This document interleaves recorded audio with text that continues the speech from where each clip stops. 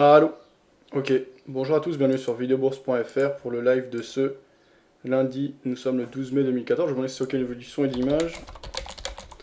Désolé du retard, mais il y avait des travaux chez moi, donc je ne pouvais pas animer le live plus tôt. On va commencer tout de suite l'émission. Son ok, merci Phil d'avoir confirmé. Je suis vendeur d'Euroyen, j'avais un lot qui courait durant le week-end. Pour ça, on a plutôt assisté à une phase de correction. Donc j'ai rajouté deux lots au cours de la journée, sachant que la dominante de fond à moyen terme, puisqu'il s'agit désormais plutôt d'un swing. Donc si on regarde ici en 30 minutes, par exemple, le graphique sur l'euro-yen, et baissière, ben, pour l'instant je recharge. Si ce soir, ben, j'ai pas la possibilité de sortir avec un profit, et que la dominante reste baissière, ben, je pourrais tout à fait laisser courir un lot et prendre ma perte ou un léger gain, ou voilà, un break-even sur les deux positions prises aujourd'hui. En overnight, je ne laisserai pas courir plus d'un lot, puisque voilà. Après, je peux très bien aussi prendre ma perte, éventuellement me retourner si les acheteurs reviennent franchement. Mais pour le moment, pas de panique. La dominante reste baissière sur cette paire, et mon trade est toujours plutôt cohérent. Donc j'ai profité des points hauts du jour pour recharger pour le moment. On va voir comment se passe le reste de l'après-midi, sachant qu'on a un lundi, qu'il est déjà 16 h. Donc on va plus avoir de gros mouvements. On va voir ce qu'il en est. Alors là, actuellement, j'ai 3 lots à la vente, ce qui veut dire que je suis à peu près à 3 euros, à 30 euros du point. Donc 10 points valent 300 euros. Donc là, je suis à peu près à 20 points de mon prix de revenu unitaire. Il suffirait d'une baisse de 20 points pour ensuite passer profitable, ce qui n'est pas énorme. Donc c'est possible que ça se passe cet après-midi. Voilà, ici c'est bien l'euro-yen que vous avez en 30 minutes. Voilà. Et pour repère, on a retracé seulement 23,6% du mouvement de baisse qu'on avait initié la semaine dernière, en fin de semaine. Donc voilà, la dynamique est toujours baissière, la force dominante est baissière, et si les vendeurs se mettent à prendre en main le marché, eh bien ils rentreront sans doute avec la force d'un marché en tendance baissière. Donc plus fort que les phases de correction qui peuvent se produire actuellement. Théoriquement, hein, c'est ce que sous-entend une tendance. Après, pas de certitude, comme toujours, de toute façon sur les marchés financiers. Alors, pourquoi ça s'affiche comme ça mes trucs? Bon. Alors, on va regarder l'ensemble des graphiques. Je vais devoir refaire mes... Salut Nico, salut Saucic. Donc tu te doutes pas que ces ranges ne durent pas plus longtemps. Il disait Saucic. Alors je crois que ça parlait d'autre chose sur le chat écrit. Sur le Mumble, ouais, je vous rappelle que vous participez à cette émission par le chat écrit ou par le chat audio. Chat écrit situé en bleu en dessous du cadre de diffusion de l'émission sur videobourse.fr. Mumble, vous avez un lien Mumble, M-U-M-B-L-E, en haut à droite du cadre de diffusion de l'émission. Vous pouvez prendre la parole à tout moment dans le cadre de cette émission, que vous soyez débutant ou trader plus expérimenté. Vous êtes les bienvenus, c'est une libre antenne. L'émission s'appelle Trader Ensemble, donc l'idée est de partager nos points de vue, nos idées, nos prises de position. Aucun conseil d'investissement n'est prodigué dans le cadre de cette émission. Pour donner des conseils, en France, il faut une licence, la licence de CIF, Conseil d'investissement financier, que je n'ai pas. Aussi, si vous choisissez de me suivre ou de suivre le point de vue ou les prises de position d'un des membres dans le cadre qui participe à cette émission via chat écrit ou audio, cela incombe de votre responsabilité. Autre chose, qu'est-ce que je voulais dire? Oui, vous pouvez suivre les résultats de mon compte à tout moment sur le lien mes résultats et compte personnel ou compte mutualisé au-dessus du cas de diffusion de l'émission. Donc mon compte personnel, bah, c'est mon argent, donc il y a un peu plus de 1200 euros dessus. Et le compte mutualisé, c'est l'argent du client qui suit mes signaux et mes prises de position. Sur ce compte, j'ai plus de 100 000 euros. C'est pas mon argent et moi je touche 20% de bénéfices réalisés sur ce compte, plus 2% de frais de gestion annuels. Voilà. Ça, on avait vu, je rentre long 1299 sur l'or. On va tenter de jouer la tendance. Disait Saucic. Alors, je vais afficher mes paires de devises comme j'ai l'habitude de le faire. Donc, euro-doll en haut à gauche. Le câble en bas à droite.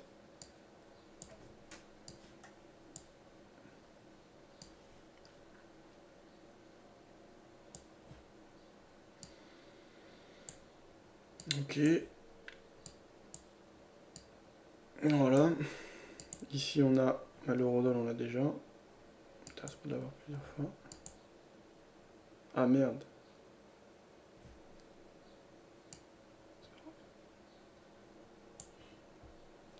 Ça, c'est les marchés américains avec le Dow Jones qui a ouvert maintenant il y a 30 minutes sur un gap haussier significatif qui maintenant hésite un petit peu.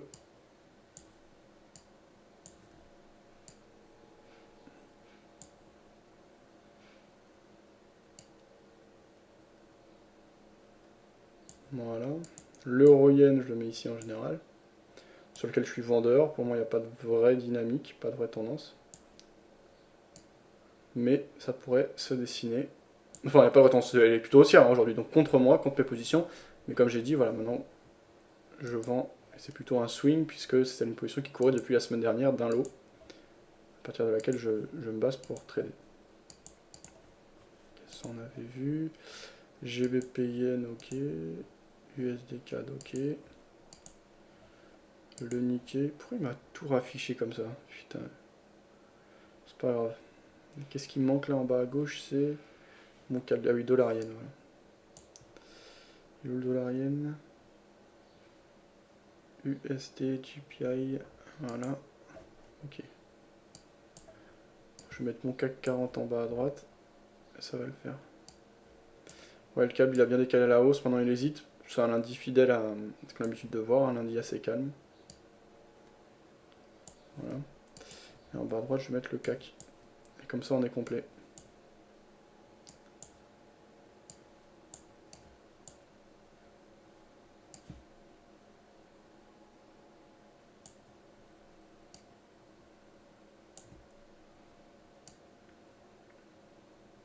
Ok. Ok.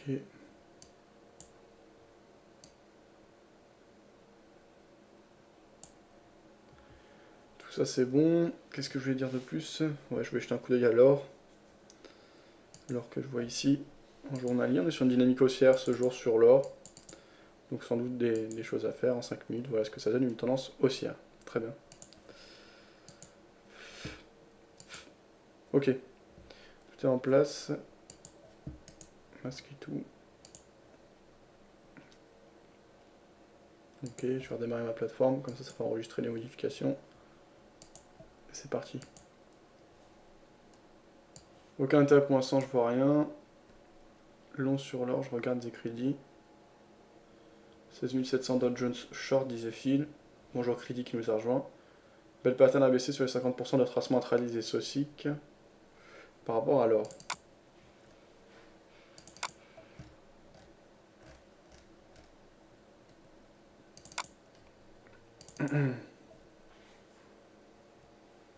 Voilà.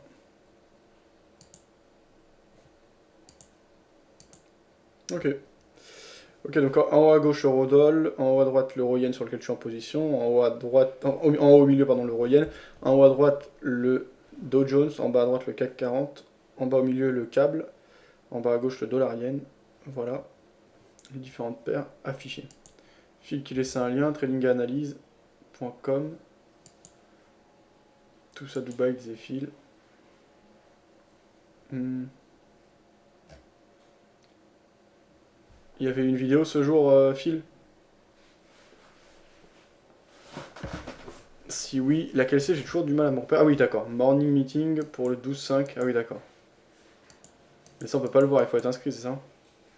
Ou alors j'ai pas compris. Non, ça c'était la semaine dernière, ok.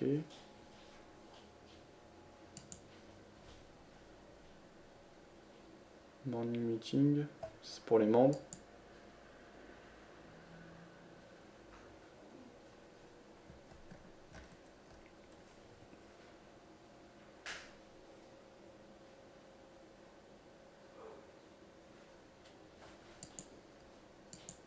Alors j'ai pas compris Phil pourquoi tu disais tout ça Dubaï. Tu peux préciser, j'ai du mal à trouver ce que tu voulais me montrer précisément sur la page. Voilà. Bon, pas grand chose d'autre. Apprendre le trading Ben's Free Video. Ok Phil, je regarde ça. Tu m'as dit Ben's Free Video. Ok. On écoute ça. Je vous retrouve dans quelques instants. Salut les amis, c'est Ben pour Trading Analyse. Bienvenue dans ce morning meeting pour la semaine 20.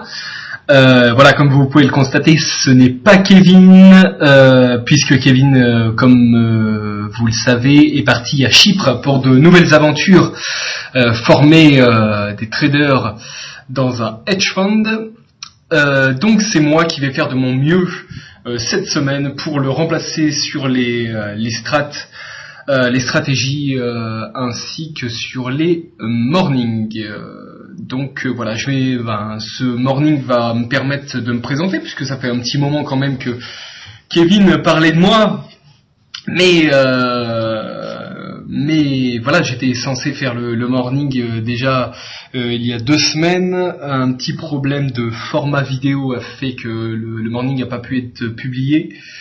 Et puis la semaine dernière, j'ai eu quelques petits imprévus. Je devais également faire le morning, je crois que c'était sur la journée c'était du 1er mai, donc je crois que c'était sur la journée de jeudi. Donc voilà, et bien écoutez, on aurait pu dire jamais 203, et ben non, puisque voilà, c'est la 3e fois, et en théorie, au moment où je parle, je pense que ça va pouvoir se faire. Voilà, donc moi je vais me présenter rapidement. Donc je m'appelle Ben, donc pour Benoît, je suis français, personne n'est parfait, que voulez-vous. Et donc j'habite à Dubaï depuis début avril. J'étais venu à Dubaï au mois de janvier, au mois de février pour voir un peu comment ça se passe dans le prop desk où je trade actuellement, et voilà, ça s'est bien passé. Donc au mois de mars, je suis retourné en Europe pour faire les formalités et je suis revenu début avril à Dubaï. Donc pour devenir ce que j'aspire depuis déjà pas mal d'années, puisque ça fait 4 ans, bientôt 5, que je m'intéresse au trading. Donc voilà, je trade pour mon compte à Dubaï. Donc voilà. Oui, ça fait 4-5 ans que je m'intéresse au trading. J'ai commencé comme pas mal de personnes par l'analyse technique, avant de me rendre compte que c'était pas forcément ça qu'il fallait faire. Après avoir fait quelques formations, je me suis vite rendu compte que pour gagner de l'argent dans ce milieu, il fallait se professionnaliser. Et puis voilà, et puis la passion est venue au fur et à mesure, et puis voilà, il y a un an j'ai connu Kevin et le carnet par la même occasion, et donc depuis un an je travaille dans ce sens, et je ne regrette absolument pas tout ce qui s'est passé depuis un an, puisque ça m'a permis d'être là où je suis aujourd'hui. Voilà. La dernière formation que j'ai faite, c'était avec Kevin, donc à Bruxelles, formation au scalping et carnet d'ordre. Formation que je vous conseille s'il reste des places. Je crois qu'il l'a refait au mois de juin. S'il reste des places, je vous la conseille sincèrement, puisque c'est quelque chose, moi, qui m'a permis vraiment d'avancer beaucoup plus vite que tout seul à la maison, même en faisant les formations de Kevin. Donc voilà, je la conseille à quiconque souhaite avancer avec des stratégies solides dans le trading, dans le day trading et dans le scalping. Donc voilà ce qu'on peut dire sur moi, mais nous ne sommes pas là pour parler de moi, même si c'était quand même important que je me présente, puisque nous sommes là pour parler des marchés, notamment des news de cette semaine. Voilà. Alors, moi ce que je pense, je me suis dit, ça serait peut-être intéressant que l'on fasse un petit détail de toutes ces news, puisque là on va avoir toutes les news de la semaine. Et puis je me suis dit à chaque fois, on cite les news, et finalement pour les nouveaux, c'est peut-être un peu flou, comme ça l'était pour moi au départ, et c'est peut-être pas forcément, excusez-moi, c'est peut-être pas forcément ce que c'est. Donc écoutez, moi ce que je vous propose, c'est qu'on va faire on va faire un petit détail de chaque news à chaque fois qu'on va passer dessus. Et ça peut servir ou pas, ça dépend. En tous les cas, ça sera peut-être au fil d'un petit rappel. Alors, Monday, le 12, donc c'est demain, donc lundi, donc toujours en heure européenne, hein. Les retail sales, donc bon là c'est pour la Suisse, c'est pas très intéressant, généralement c'est pas ça qui fait bouger le marché, mais en tout cas les retail sales c'est les ventes au détail. Et en fait, ça mesure les recettes totales des produits et services. Voilà. Alors, après, c'est pas très intéressant. Flexible Auction, FOMC Member, on a un speech. Federal Budget Balance, Donc ça, c'est le Trésor américain qui publie un compte mensuel de l'excédent ou du déficit du gouvernement fédéral. Donc voilà, généralement, c'est ce qui fait bouger les quality assets. Donc le 10-year note, les bonds, etc. Donc voilà, ça c'est pour la journée de lundi. Donc vous voyez, on n'a pas beaucoup de news. Je sais pas si ça va beaucoup bouger, mais en tout cas, ouais, ça m'étonnerait pas qu'on reste par rapport à ce qu'on a fait la semaine dernière. Et par rapport au fait qu'on ait peu de news, ça m'étonnerait pas qu'on reste encore un petit peu en inside range. Donc qu'on continue encore un peu la balance. Voilà, donc après le 13, donc mardi. Donc pré-market, on aura les Chinese Industrial Production. Industrial Production, comme le nom l'indique, c'est les productions industrielles. Le ZEW Economic Sentiment et ZEW German Current Condition and Economic Sentiment pour l'Allemagne. Donc le ZEW, concrètement, c'est un monthly survey, hein, donc c'est une enquête mensuelle qui est menée par un centre de recherche économique de l'Union européenne qui est basé en Allemagne. Et en gros, ils demandent à des experts allemands leur avis sur les conditions économiques actuelles, sur les perspectives pour l'Allemagne et pour l'Europe. Donc voilà concrètement ce que c'est. Les core retail sales, donc c'est la même chose que les retail sales européens. Voilà. Le Redbook, c'est pas très important, mais bon, juste pour information, ça mesure de manière hebdomadaire les ventes des magasins. Voilà. Business inventories, ça c'est les stocks des entreprises qui sont détenus par les fabricants, les grossistes ou les détaillants. Et donc voilà, qu'est-ce qu'on oublie? Pas grand chose. Voilà, donc on passe à mercredi.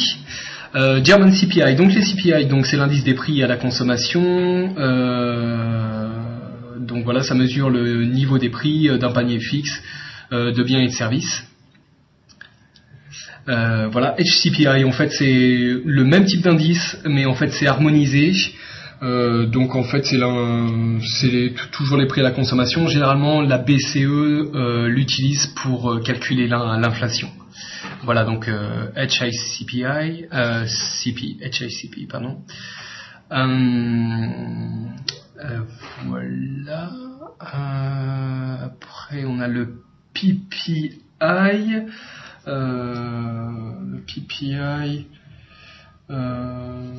Donc ça c'est l'indice des prix. Ça mesure les variations des prix et des biens et des services. Donc ça c'est pour les États-Unis. Voilà, on a encore un speech et inflation report. Donc voilà, ça c'est pour GBP. Après le 15, donc French GDP, donc le GDP, donc c'est le Gross Domestic Product, donc c'est ni plus ni moins que le PIB, donc le produit intérieur brut. Voilà, c'est aussi simple que ça. Donc GBP, PPI, on a déjà vu, CPI, etc. Core PPI, Initial Jobless Claims, ça c'est tout. C'est ce qui concerne les demandeurs d'emploi aux États-Unis. Donc ça référence toutes les semaines en fait les nouveaux demandeurs d'emploi, c'est-à-dire ceux qui n'ont jamais été inscrits en tant que demandeurs d'emploi. Donc voilà, concrètement ça par rapport à une tendance à la hausse, et ça c'est significatif d'une détérioration des marchés du travail. S'il y a une tendance à la baisse, c'est significatif d'une amélioration, ce qui paraît tout bonnement logique.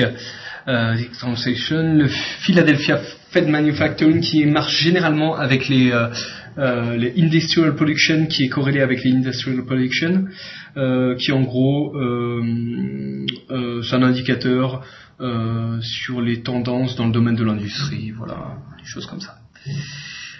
Voilà, et enfin vendredi. Donc là, je crois que oui, voilà, c'est vendredi. Il y a un speech de Yellen. 1h du matin, donc c'est à clôture. Hein. Voilà, un speech de Yellen, je regarde. Il y a le ACB Monthly Report aussi à ACB. Là aussi, il y a de fortes chances pour que ça fasse bouger les markets. Il va y avoir pas mal de volatilité à mon avis en fin de semaine. Et donc voilà, un speech de Yellen. Mais bon, tout le monde sera couché. French non-farm payrolls. Les building permits, donc ça c'est pour tout ce qui est permis de construire, et les Michigan Consumer Sentiment, qui ça sont tout simplement en fait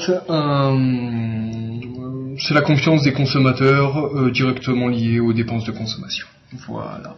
Voilà, je pense que c'était intéressant de préciser, vu que c'est vrai que ça n'avait pas été fait depuis longtemps à mon avis. Voilà, pour les nouveaux, ça permet de voir un peu aussi, de toute façon, vous avez toujours soit des annotations comme ça c'est investing.com, donc vous avez des petites têtes de bulles pour si c'est une news qui est susceptible d'avoir beaucoup de volatilité ou pas. Ou autrement, si vous prenez Econodé, vous avez voilà des petites étoiles du jaune comme ça quand c'est un peu plus important. Ok, ça c'est pour la partie news.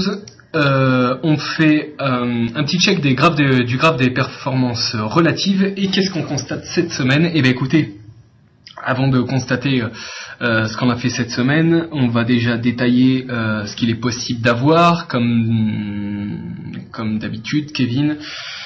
Tous les week-ends, vous parle de fly to quality et de long risque.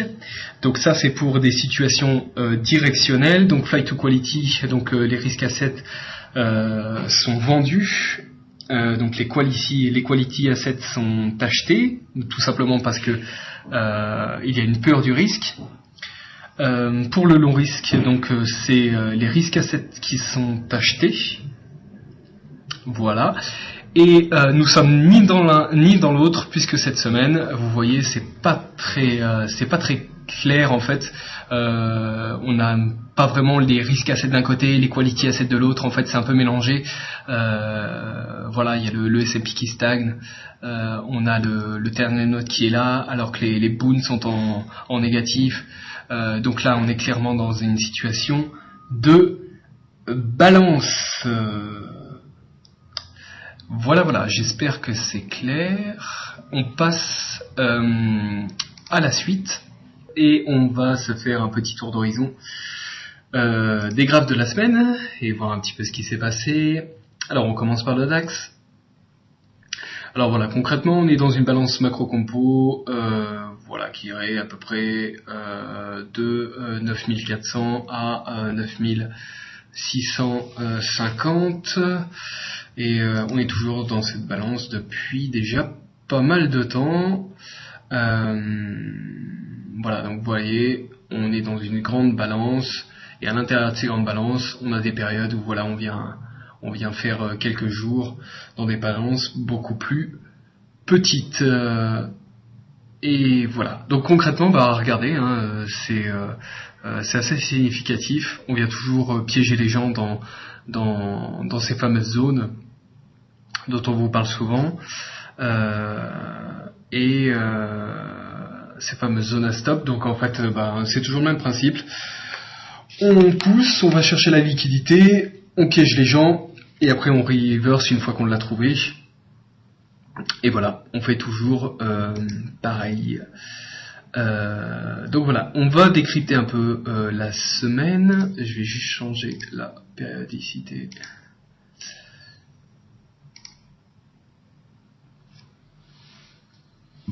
Hop. Alors. Voilà. La semaine était plutôt sympa. On avait une bonne semaine de trading sur le DAX. On a commencé par lundi. Regardez, on a fait une sorte de triple journée. On a bien shorté le matin. On a rangé une bonne partie de la journée. Et puis après, on est venu ranger. Donc voilà, c'est toujours le même concept de désordre et de rangement qu'on vous présente. Voilà, moi personnellement j'ai travaillé plutôt le côté short. Donc voilà, mais c'était une très bonne journée de trading là. Si là vous avez moyen de travailler un peu le range et après se poser sur une sorte de support naturel qui avait été formé par les prix, par l'action des prix, et après vous gardiez votre pause pendant une bonne partie de la journée. C'était plutôt à l'aise. Donc voilà, ça c'était pour la journée de lundi. La journée de mardi, bah écoutez, on a pas mal shorté. Là on est venu taper dans une de nos zones, on est remonté, on est redescendu, etc. Et voilà, après mercredi on avait le speech de Yellen, donc c'est vrai que là on peut le voir, il y a eu pas mal de volates. Mais sinon la tendance de la journée était quand même haussière. Après on a eu jeudi, et donc speech de Mario Draghi. Donc là on est venu taper dans une de nos zones au sud, on est revenu taper dans une de nos zones au nord, et voilà, et finalement c'est vrai qu'on peut se rendre compte que même en période de grosse volatilité sur des news, et ben voilà, les zones font encore de l'effet, donc c'est vrai que c'est assez intéressant à observer.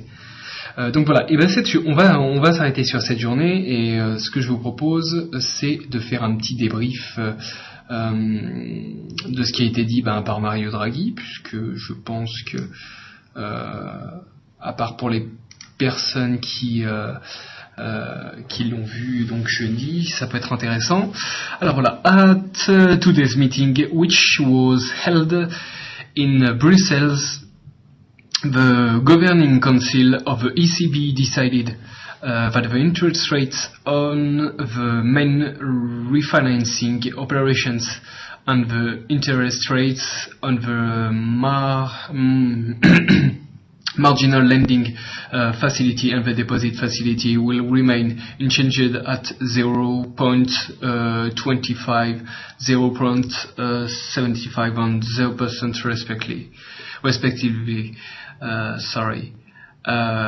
Donc voilà, concrètement, donc la BCE a décidé que les taux d'intérêt des opérations principales de refinancement ainsi que des facilités de prêt marginal et de facilités de dépôt demeureront inchangés à respectivement 0,25, 0,75 et 0%. Donc voilà, donc en gros ça n'a absolument pas changé grand chose, si ce n'est sur les marchés, si ce n'est que il y a eu beaucoup de volates, mais en fait ce qu'on a pu observer, c'est que les quality assets et les risk assets ont bougé dans la même direction.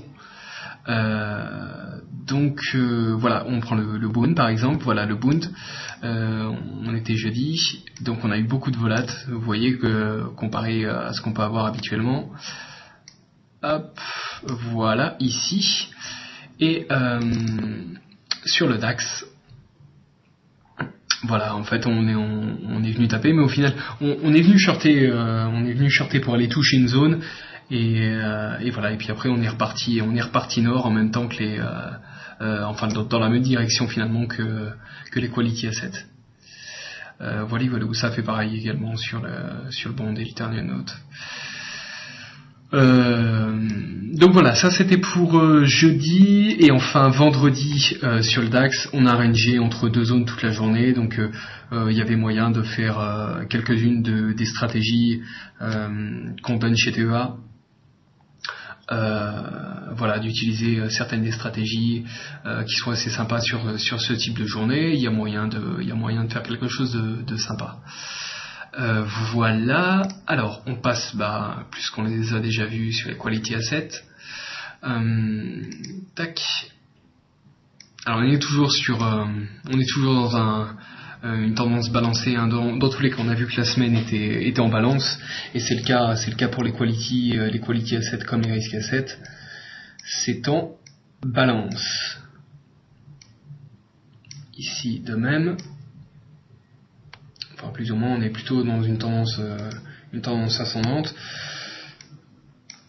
Là, voilà, sur sur le bond, on est en balance. Voilà. Donc, on peut continuer pour regarder un peu le Stoxx, pour ceux qui suivent le Stoxx. Voilà. On est venu à proximité des plus hauts sur la journée de jeudi, ici.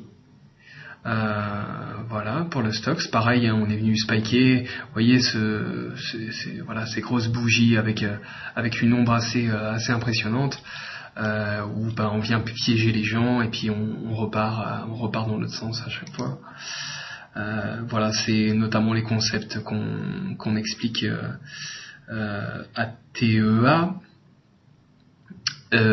Voilà, donc ça c'est pour le Stoxx. Que dire de plus, si ce n'est que voilà, on est toujours dans une grande balance macro-compo, avec des petites journées de range comme ça, avec des balances plus petites. Tac.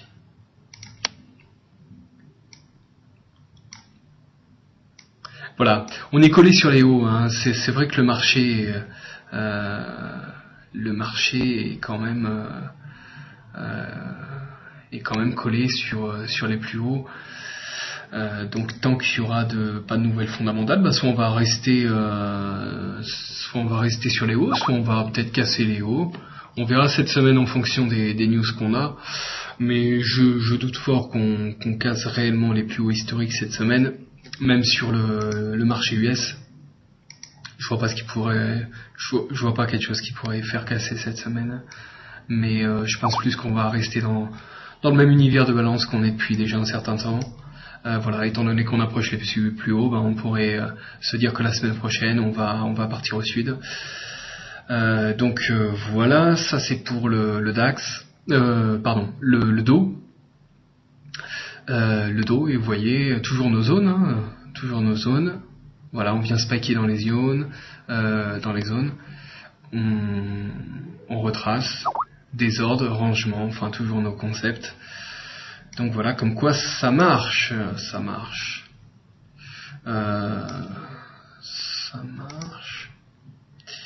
Et voilà, toujours une balance assez grande finalement. Et puis on est un peu, Kevin le disait dans la vidéo de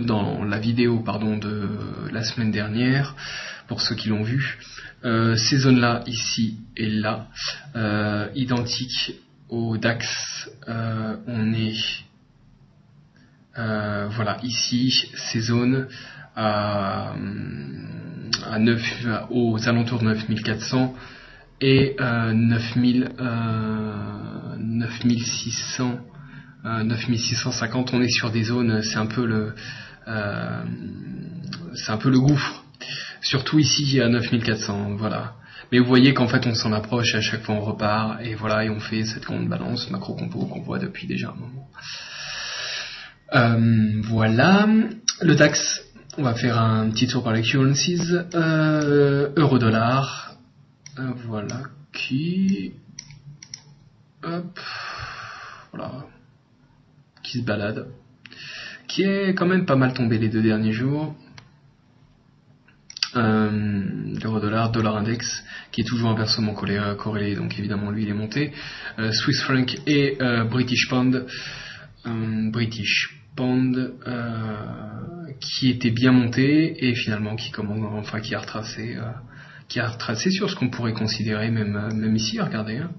Même ici, quand on a des journées comme ça où c'est vrai qu'on a vraiment peu de, vous voyez, de manière générale, il y a vraiment pas beaucoup en fait, et en fait on se rend toujours compte que quand il y a vraiment, ça range, c'est très petit, il y a vraiment pas beaucoup de volates,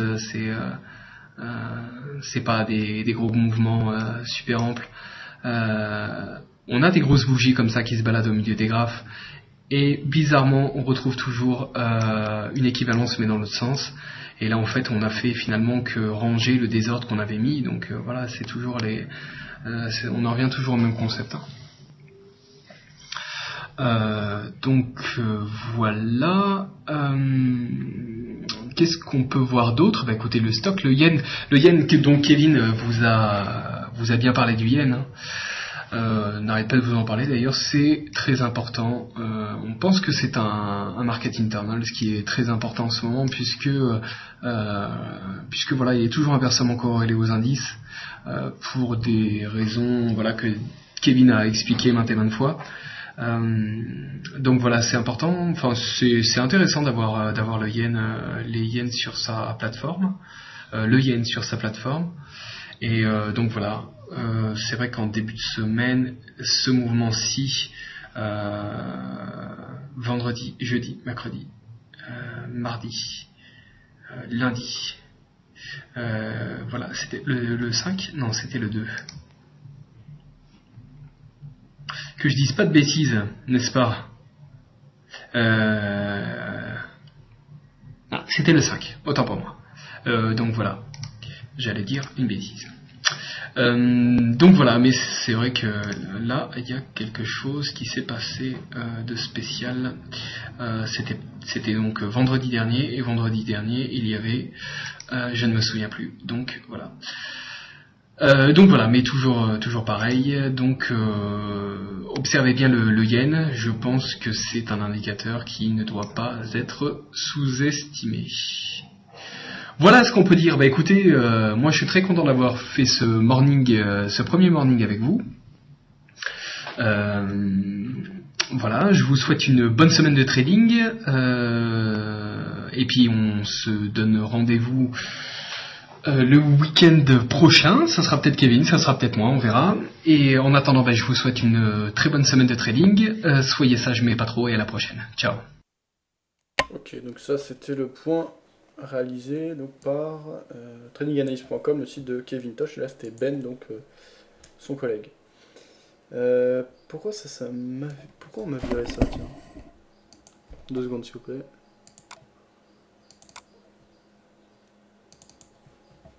Alors, sur mon... Ah merde, ok, j'ai compris un truc. C'est pas bien grave, mais je me suis trompé de compte. Bon. C'est pas grave. Mais du coup, il faut que je réactive... Alors, 2 secondes, parce que je me suis embrouillé en fait. C'est pour ça que je comprenais pas pourquoi j'ai tout à refaire. Bon, ce qui est important au niveau du trading, c'est que je suis vendeur d'euro yen et j'ai rechargé un petit peu. Donc pour le moment ça baisse, tant mieux. Et je dois être à 15 points à peu près de mon point d'équilibre, mon prix de revenu unitaire. Désormais j'utilise l'ensemble de ma marge, donc je suis exposé à hauteur de 4,9 lots sur l'euro yen. Donc voilà, ça veut dire à peu près 49 € du point. Donc là je suis à 15 points environ de mon point d'équilibre. On verra si les vendeurs reviennent fortement, ce qui semble être le cas, ou si c'est simplement un petit mouvement.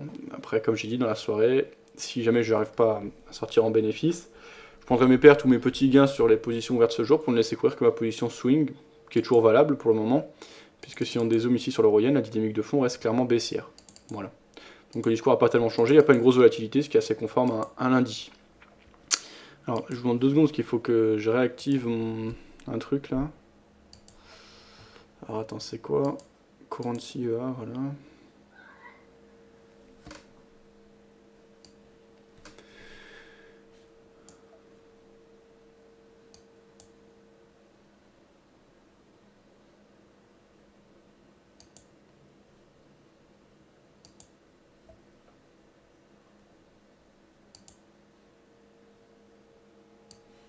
Currency config, je sais plus ce que c'était par contre.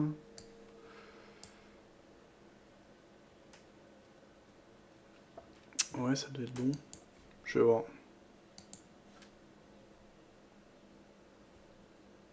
Bon. Je me suis embrouillé entre mes différents comptes en fait, entre mon compte personnel et le compte mutualisé. Bon, c'est pas grave, hein, parce que... Enfin, c'est même pas ça, c'est pas une question de compte, puisque le compte, je le vois bien, j'ai le numéro, et de toute façon, c'est l'équité qui n'a rien à voir. Là, je suis sur mon compte perso, il y a 1222. Simplement au niveau des 2 plateformes. En fait, il y a une plateforme que j'utilise pour le compte perso, une plateforme que j'utilise pour le compte mutualisé. Et en fait, là, le problème venait de Currency, qui est un site de trading communautaire, où on peut diffuser ses résultats, etc. Et je diffuse les résultats de mon compte personnel. Et du coup, j'avais désactivé là, le robot qui diffuse mes résultats. Donc, il a fait que je réactive. Bon, c'est pas très important, mais c'était pour vous expliquer un peu ce qui s'est passé. Voilà, Samb qui disait qu'il a réussi à nous rejoindre, tant mieux. Sur le chat écrit, qu'est-ce qu'il se disait? Salut Fab des crédits, ça on avait vu. Phil qui laissait le lien, ça on avait vu, ok. Alignement des indices sous sommet annuel et ou historique, on sera vite fixé. Ça pourrait dégringoler, disait Nico. Ça fera pas de mal, une belle correction majeure, disait Nico. La femme à barbe a gagné l'Eurovision, disait Phil. C'est vrai que c'est ridicule. Je sais pas où ils veulent en venir, mais à mon avis, ça sert pas du tout les intérêts de ceux qui veulent mettre en avant ça. Je pense plutôt que ça inquiète des gens qui, à la base, seraient plutôt partisans de leur cause. Donc j'ai un peu de mal à comprendre J'ai un peu de mal à comprendre ce qui... Enfin voilà, bref. Non, c'est pas un 1er avril, disait Phil. Moustache dernier. Twin. T'as shorté le gap Phil sur les indices comme le DAX. 16 700 en swing sur le Dow Jones. C'est du bluff cette hausse, disait Phil. Ça me fait chier d'avoir raté le mouvement ce matin, car là, toujours rien, je suis bredouille, disait soit-il.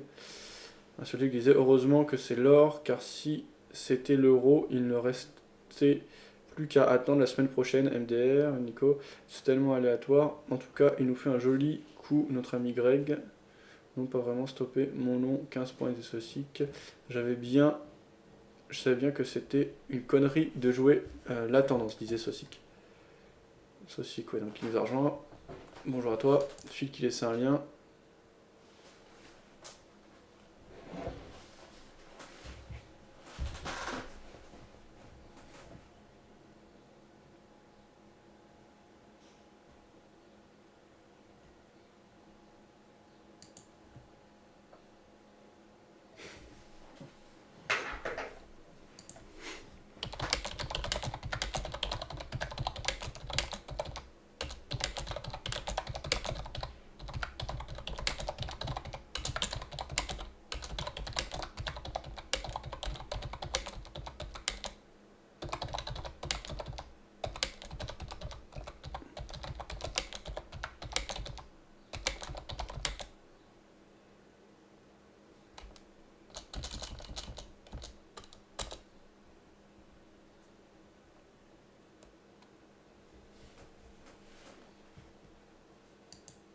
Alors, sur les vidéos publiées ce jour, qu'est-ce qu'on avait?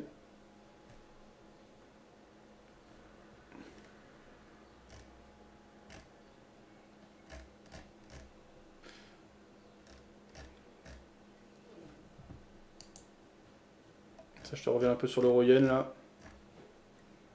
Voir comment ça évolue ensuite.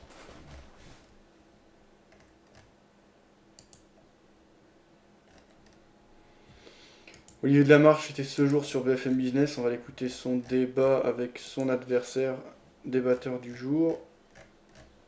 Qu'est-ce qu'on avait?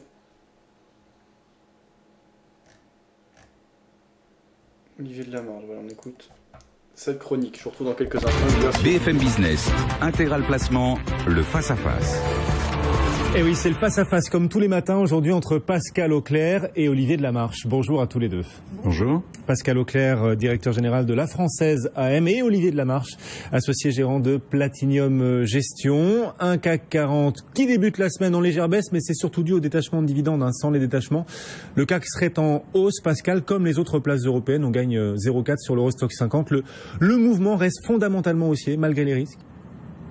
Oui, le mouvement reste fondamentalement haussier, encore qu'il, en momentum global, il s'émousse. En fait, si on regarde le comportement des marchés actions depuis un mois et demi, on n'a pratiquement pas de progression des indices. En revanche, si on regarde un peu plus le détail de la décomposition de ces indices, on a des mouvements très importants de rotation sectorielle et de rotation en valeur qui sont assez intéressants à observer au-delà de la tendance générale. Justement, quel secteur tire leur épingle du jeu là depuis 3 semaines, un mois ? En fait, c'est une remise en question vraiment des cartes qui sont rebattues entre les performances 2013 et les performances 2014, très globalement. Donc, on considère qu'il y a 3 grands drivers de mouvement dans les marchés actions aujourd'hui. Justement, ce sujet de valorisation, les valeurs qui avaient énormément performé l'année dernière. Si vous regardez au niveau du MSCI World, par exemple, celle qui affichait des performances au-delà de 30%, les secteurs les plus en vogue l'année dernière, aujourd'hui à accuse le coup, et donc sur l'ensemble de la période, on a quelque chose qui est moyenné.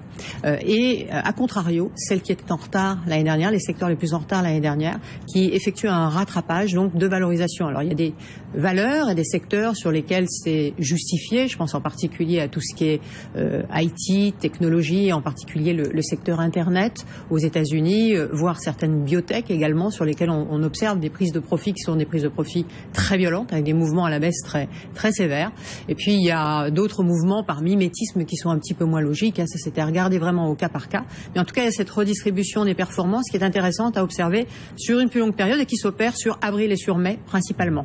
Oui, on continue d'acheter les perdants de 2013. Alors parmi ces perdants qui reviennent en grâce, il y a Alstom, mais pour des raisons bien particulières multiples. Pour le coup. Hein. Voilà, pour des raisons multiples, c'est moins qu'on puisse dire.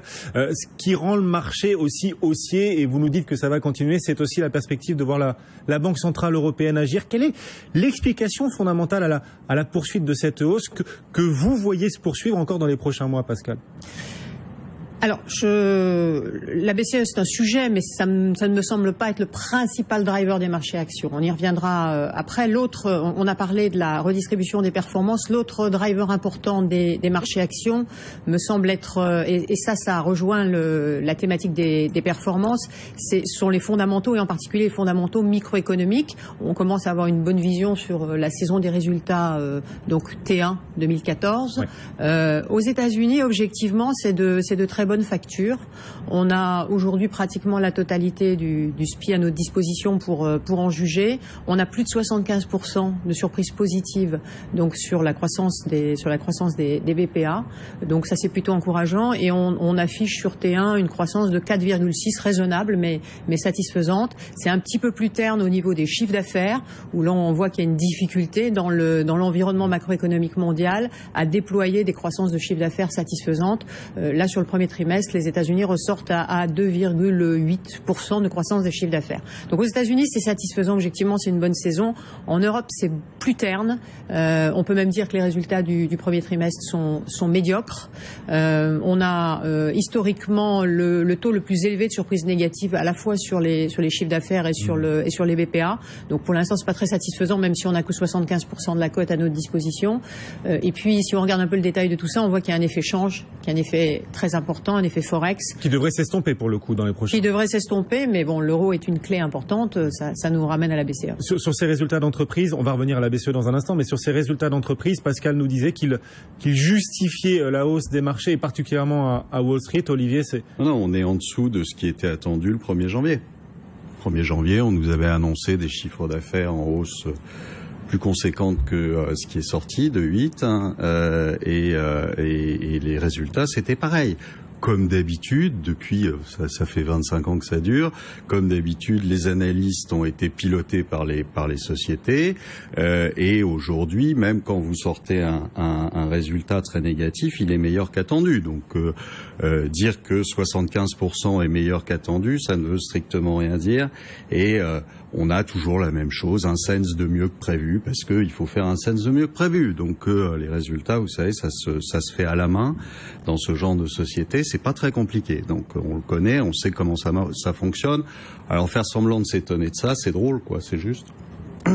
Mais ça ne justifie en aucun cas, évidemment, les niveaux sur lesquels se trimballent aujourd'hui les indices, et notamment le Standard & Poor's et le Nasdaq. Ouais, mais c'est vrai que les analystes sont sur des hauts historiques, alors qu'on a une croissance qui est au mieux faiblarde et au pire atone, voire en dessous de zéro.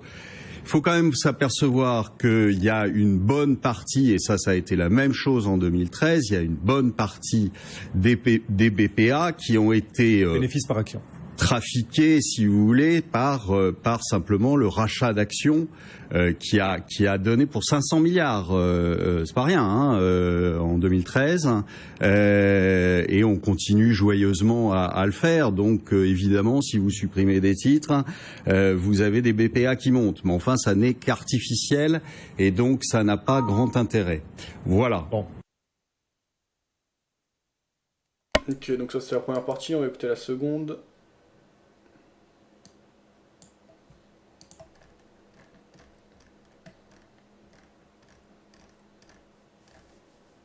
Voilà, on écoute Olivier Delamarche. L'économie américaine, Olivier nous disait qu'au mieux, Alors elle ça, était... je viens du côté des marchés. Donc je suis attentif à ce qui se passe. Et prêt à intervenir si besoin est. Alors je vais préparer. Parce qu'on a l'eurodoll qui baisse bien, mais en même temps le dollar yen qui monte. Le yen du coup qui stagne un peu. Donc voilà, je regarde attentivement ce qui se passe. Je suis prêt à intervenir. Ça bouge beaucoup du côté du câble notamment. Donc jeu pour moi comme contre moi. Donc là je suis attentif. Et prêt à me retourner s'il doit y avoir un gros mouvement.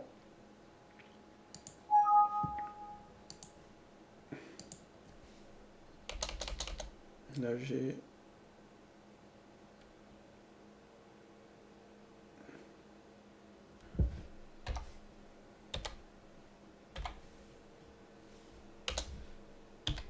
Ok, voilà, je suis en place.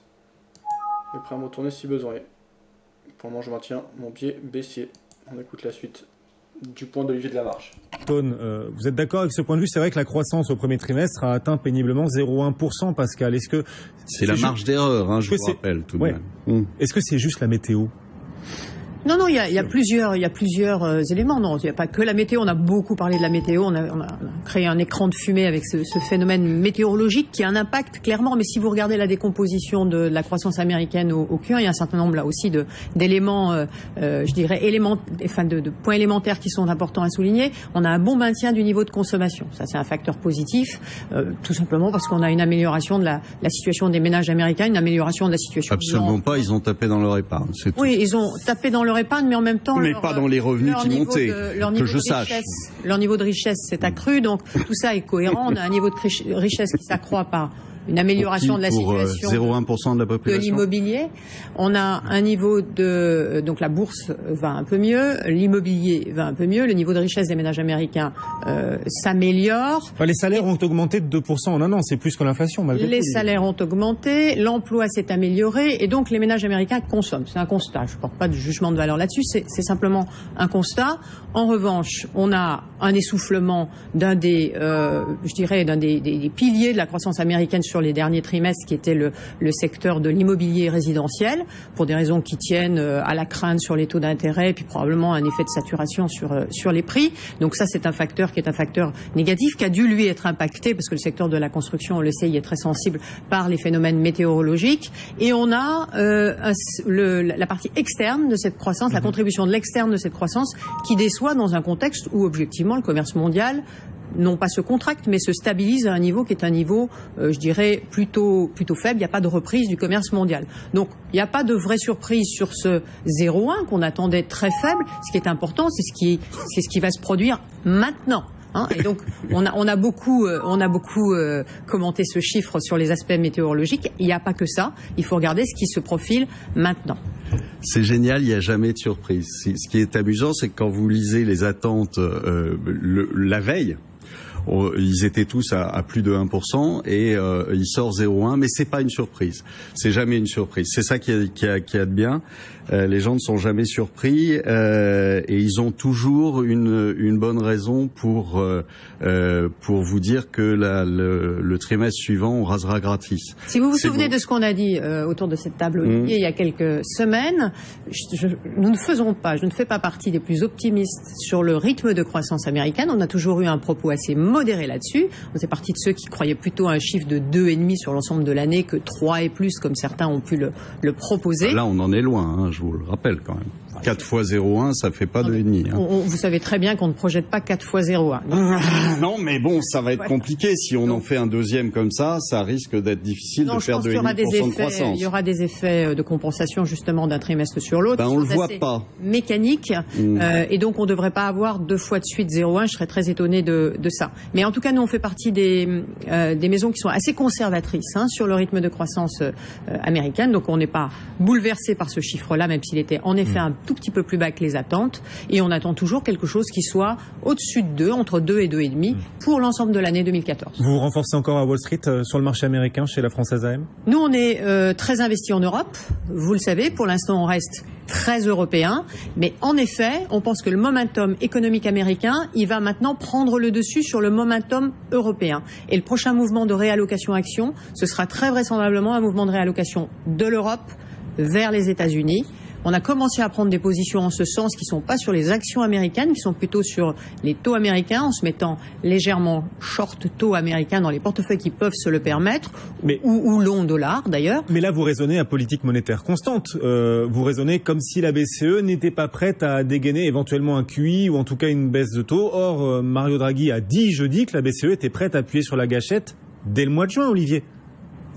Ça fait 2 ans, je sais pas si vous avez remarqué, qu'il vous annonce des choses, mais il donne une date, là, il dit. Ah oui, ben là, il s'est coincé lui-même. C'est d'ailleurs assez aberrant que leurs conseillers en communication leur disent pas qu'il faut jamais donner de date et jamais donner d'objectif, parce que c'est la pire des bêtises qu'il puisse y avoir, parce que à ce moment-là, vous l'attendez, donc vous l'attendrez au tournant le 5 juin, et donc c'est une bêtise. Donc il n'a pas d'autre choix qu'agir au mois de juin. Aujourd'hui, on a un vrai problème. Soit il se déjuge complètement, c'est-à-dire qu'il passe pour un guignol. Alors moi, vous me direz, ça va pas me chagriner parce que je pense qu'il l'est. Mais soit il passe pour un guignol et il ne fait rien. Et à ce moment-là, je pense que les marchés l'obligeront à faire quelque chose, parce que les marchés se vengeront sur l'euro et qu'on aura quelque chose qui ira vers 1,50, et que là, malheureusement, il n'aura pas le choix. Mais je pense que le marché va le décider. Là, aujourd'hui, on est redescendu ponctuellement autour de 1,3760, en dessous d'1,38. Je pense que le marché va l'obliger à bouger, parce que c'est facile de faire des grands discours. C'est facile de provoquer des attentes perpétuelles sur le marché. Maintenant, il y a un moment où le marché va lui demander d'abattre ses cartes. C'est comme un jeu de poker, hein. C'est pas plus compliqué que ça. Il l'a bluffé pour l'instant, il a bluffé très bien depuis le jour où il a dit je défendrai l'euro jusqu'à la mort. Il a bluffé très bien, ça a marché, tant mieux, parce que sinon on serait évidemment beaucoup plus mal que ça. Donc là-dessus, vous reconnaissez qu'il a bien joué pour le coup. Bah, il a bien joué. Il avait en face de lui des gens assez crédules et assez crétins pour le jouer. Il a très bien joué. Il a bluffé parfaitement, c'est-à-dire qu'il a dit je ferai quelque chose. Le marché l'a cru. On a envoyé les taux d'intérêt dans les pays du Sud à des niveaux qui sont justes, qui ne correspondent plus à rien. On peut quand même, Olivier, sortir les trompettes. C'est la première fois que vous dites que Mario Draghi, que la BCE a bien joué. Non, mais il a bien joué, de fait, il a bien joué, mais arrêtez de me sortir des trompettes. Il a bien joué. Je dis pas que c'était la politique qu'il fallait mener. Je dis simplement que vis-à-vis des marchés, il a très bien joué. De fait, il a empêché les marchés de se casser la figure, il a fait baisser les taux d'intérêt, tout ça sur du vent, sur rien. Mes respects. Sur sa crédibilité. Pas mes respects en face. Hein, c'est-à-dire que quand on fait une escroquerie de ce genre, intellectuelle en tout cas, quand on fait une escroquerie de ce genre, il faut avoir des débiles en face. Et ça a parfaitement bien marché. Pascal ? On va ouvrir le champagne. Une parole positive. On va ouvrir le champagne. Absolument. Mais j'en dis souvent des paroles positives, mais il faut écouter. Et puis ce qui est positif pour moi ne l'est pas forcément pour vous. Sur la BCE, en effet, je pense qu'il est coincé en termes de communication, mais c'est pas forcément très grave sur le fond. Qu'est-ce qu'il attend en juin? Il attend de nouvelles prévisions sur les perspectives d'inflation et il attend la confirmation de ce que a pu lui donner l'enquête BLS sur la distribution du crédit en zone euro. Il aura ces éléments d'ici au mois de juin. C'est probablement pour ça qu'il y a cette espèce de pré-annonce pas très heureuse. Moi, je suis assez d'accord avec ce que dit Olivier là-dessus, mais en tout cas, c'est pour ça qu'il y a cette pré-annonce. Sur l'inflation, je pense objectivement, je l'ai dit aussi autour de cette table, qu'on est sur une espèce de point bas d'inflexion. Il n'aura pas de vraies bonnes nouvelles sur l'inflation d'ici au mois de juin. Il aura la confirmation qu'on est sur ce point d'inflexion bas. Sur la distribution du crédit, comme le cycle économique est plutôt favorable, il peut avoir confirmation de quelque chose d'un peu plus positif au mois de juin. Ça va probablement le conduire à être obligé de faire ce qu'il a dit, c'est-à-dire de baisser le taux de refit de 10, 15 BP. Ouais. Pas encore de QI. Pas encore. Probablement le pousser à, surtout si l'euro-dollar continue à se comporter comme il se comporte, à baisser le taux de dépôt en territoire négatif. Ça, c'est probablement ce qui le fera.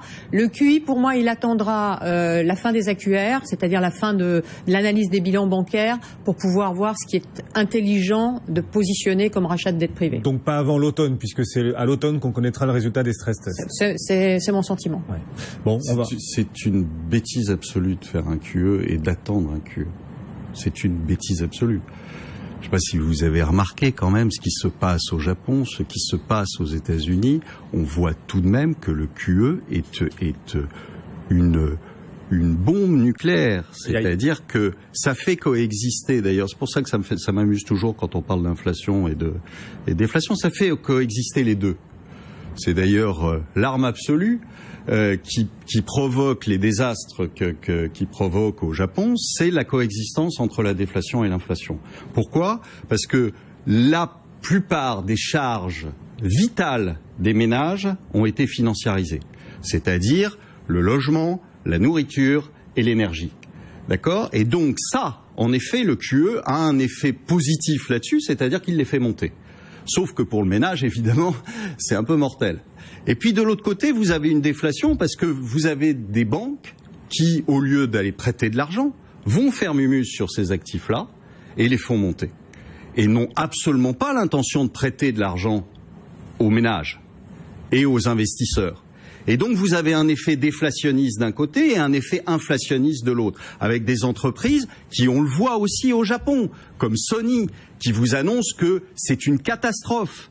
Et le président de Sony qui dit c'est une catastrophe, la baisse du yen est une catastrophe, même pour des exportateurs. Pourquoi ? Parce que la plupart sont des assembleurs, et donc ils achètent les produits à l'extérieur, et donc ils les payent plus cher. Ce matin, le Japon annonce une balance courante en chute. C'est une catastrophe. C'est une catastrophe. Mais c'est le Japon est mort, et vous avez encore des gens qui pensent que ça va repartir, vous avez encore des gens qui surnomment le programme de Monsieur Hollande les Hollandomix ou je sais pas quoi. C'est la Société Générale qui... C'est juste catastrophique. Enfin, la Société Générale, elle ferait bien de se pencher sur son cas à elle, plutôt que de se pencher sur ses prévisions économiques ridicules. Bon, pour ceux qui l'auraient raté, la Société Générale prévoit un CAC 40 à 7000 points d'ici 2 ans. C'est dans une note publiée ce matin par... Est-ce qu'ils ont prévu leur liquidation un jour ? Parce que franchement, ça serait bien. Non, c'est juste catastrophique en termes de... Non, mais c'est ridicule. C'est ridicule. Qui se rendent compte qu'ils sont ridicules. À une époque, vous aviez prévu un CAC à 2000. On est entre les deux, là, non ? Non, mais je suis désolé, je continue à dire qu'il vaut 2000. Et je continuerai à le dire. Parce qu'aujourd'hui, les fondamentaux continuent de se dégrader. Et tout le monde s'en fout. Mais c'est très bien qu'on continue comme ça. Pascal ? Les entreprises ont besoin de chercher des axes de croissance, ça c'est très clair. Et tout ce qui se passe aujourd'hui en matière de fusion-acquisition relate de cela. Il est clair qu'aujourd'hui, quand on affiche des niveaux de croissance de chiffre d'affaires comme ceux qu'on affiche dans les résultats T1, en Europe, mais aussi aux États-Unis, il faut aller chercher sa croissance de manière non organique et vraiment se déployer par ces opérations, qui sont des opérations qui visent à améliorer le niveau des marges, et c'est particulièrement vrai dans le secteur de la santé. Et aujourd'hui, on a attention, le niveau des marges aux États-Unis est au plus haut, donc ils n'ont pas besoin de les améliorer. Aujourd'hui, cette politique-là fait partie de la déflation, parce que quand vous fusionnez deux entreprises qui sont de taille égale, voire de très grosse taille, vous virez des gens. Donc c'est une politique déflationniste, puisque c'est une politique de baisse des coûts, puisque vous ne pouvez pas augmenter les prix, puisque vous n'avez plus de pricing power, puisque vous n'avez plus de clients. Tout s'enchaîne. On ne peut pas aujourd'hui sortir de cette politique-là, et c'est pour ça que fondamentalement on va dans le mur. Est-ce que c'est pas une lecture à l'ancienne que vous avez là, Olivier, sur les fusions-acquisitions ? Ah non, c'est pas une lecture à l'ancienne, c'est une lecture qui est toujours d'actualité. Mais on va vous dire que oui, mais cette fois ça sera différent, comme d'habitude. Non, moi je pense que ces opérations ont clairement pour but de redéployer de la croissance sur des marchés qui sont des marchés, en effet, au niveau mondial, qui se sont un peu étriqués, et que c'est une stratégie qui est une stratégie claire aujourd'hui dans nombre de secteurs. Donc la pharma est très en vue, mais pas que. On l'a vu sur des opérations comme Alstom, on l'a vu dans l'IT également, on l'a vu sur les cimentiers. Dans tous les secteurs, on observe ces grands mouvements qui se profilent et qui visent à retrouver des gisements de croissance. Et je pense que c'est salutaire pour la profitabilité des entreprises. C'est de cela que je parle et pas d'autre chose. Au contraire, je pense que c'est très exactement l'inverse, pour la bonne et simple raison que jamais les grandes fusions n'ont marché dans l'histoire. Donc c'est une de plus.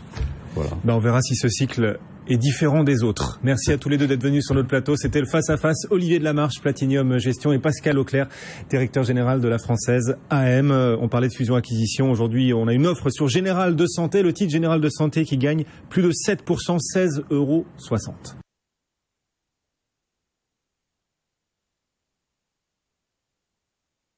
Ouais, ok. Toujours vendeur sur mon euro-yen. Bon, mes positions les plus hautes, j'ai un gain de 11,2 points, et ma position la plus basse, donc qui a été prise vendredi dernier, j'ai une perte de 56 points. Donc dans l'ensemble, c'est une perte de 0,4% sur la position ouverte. On est à un peu plus d'une dizaine, voilà, entre 10 et 15 points de mon prix de revenu unitaire. On va voir ce que ça donne. 17h07, il reste encore 15 minutes de trading dans cette session. Voilà. Alors ça, on avait vu. Je reprends un peu sur ce qu'il dit sur le chat écrit. Ça, on avait vu. Un Swati qui disait elle est longue à charger la page vidéo bourse. Effectivement, j'ai vu qu'il y a un problème, c'est pas dû à mon site, mais à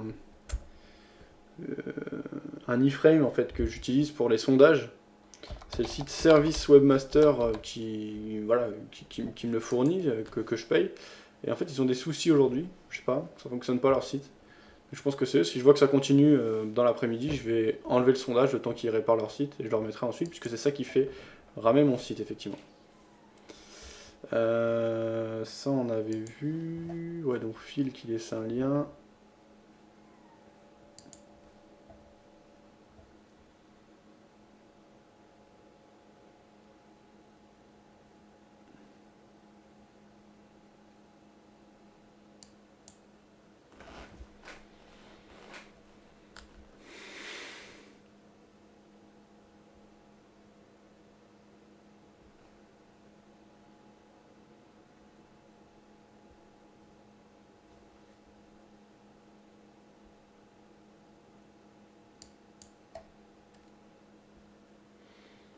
Nico qui disait regardez toutes ces belles photos les unes après les autres, disait Nico.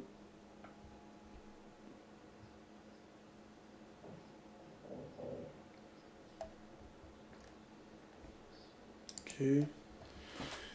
De la marche, 1,5 pour l'euro, demande crédit. Phil qui disait hier sur M6, les cheminots en retraite, 7 000 € par mois à 52 ans, disait Phil. Bon, ça doit pas être beaucoup de cheminots quand même, Phil. Je sais pas, j'ai pas le reportage, mais je pense pas que ce soit tous les conducteurs de train qui soient à la retraite avec 7 000 € par mois. C'est peut-être des gars qui sont à des très hauts postes. Tiger qui disait de la marche a pas compris qu'un économiste ne peut pas être trader. La crise est pricée depuis longtemps. Faut passer à autre chose, disait Tiger. Effectivement, hein, pour un gérant, la réalité se trouve dans ses performances. Les performances pour le moment sont mauvaises, peut-être qu'à terme il aura raison. Après, ce qui est intéressant par rapport à BFM Business, c'est le fait d'avoir un point de vue contrariant. Mais voilà, manifestement, de toute façon, c'est bon, c'est fini. Je veux dire, sa stratégie de vendre des actifs, etc., n'est pas efficace. Hein. C'est-à-dire, il y a quand même un rapport au temps qu'il faut, par rapport à la performance. Bon, son scénario, il aurait pu être validé en 6 mois, 1 an, mais au-delà, ça devient moins crédible. Et voilà, au bout d'un moment, oui, ça va corriger, mais voilà, c'est pas pour ça qu'il sera légitime. Il aurait eu un mauvais timing, et c'est super important le timing pour un gérant. Mais bon, ceci, son point de vue est quand même intéressant, il donne des chiffres réels, mais voilà. Fille qui nous faisait part de belles propriétés pas trop chères, en tout cas pas trop chères par rapport au prix qu'on peut avoir à Paris, ou même en Ile-de-France, de manière générale. Alors non, ça c'était ainsi soit-il, pardon, qui me le partage. Ah non, non, non. Oui, d'accord.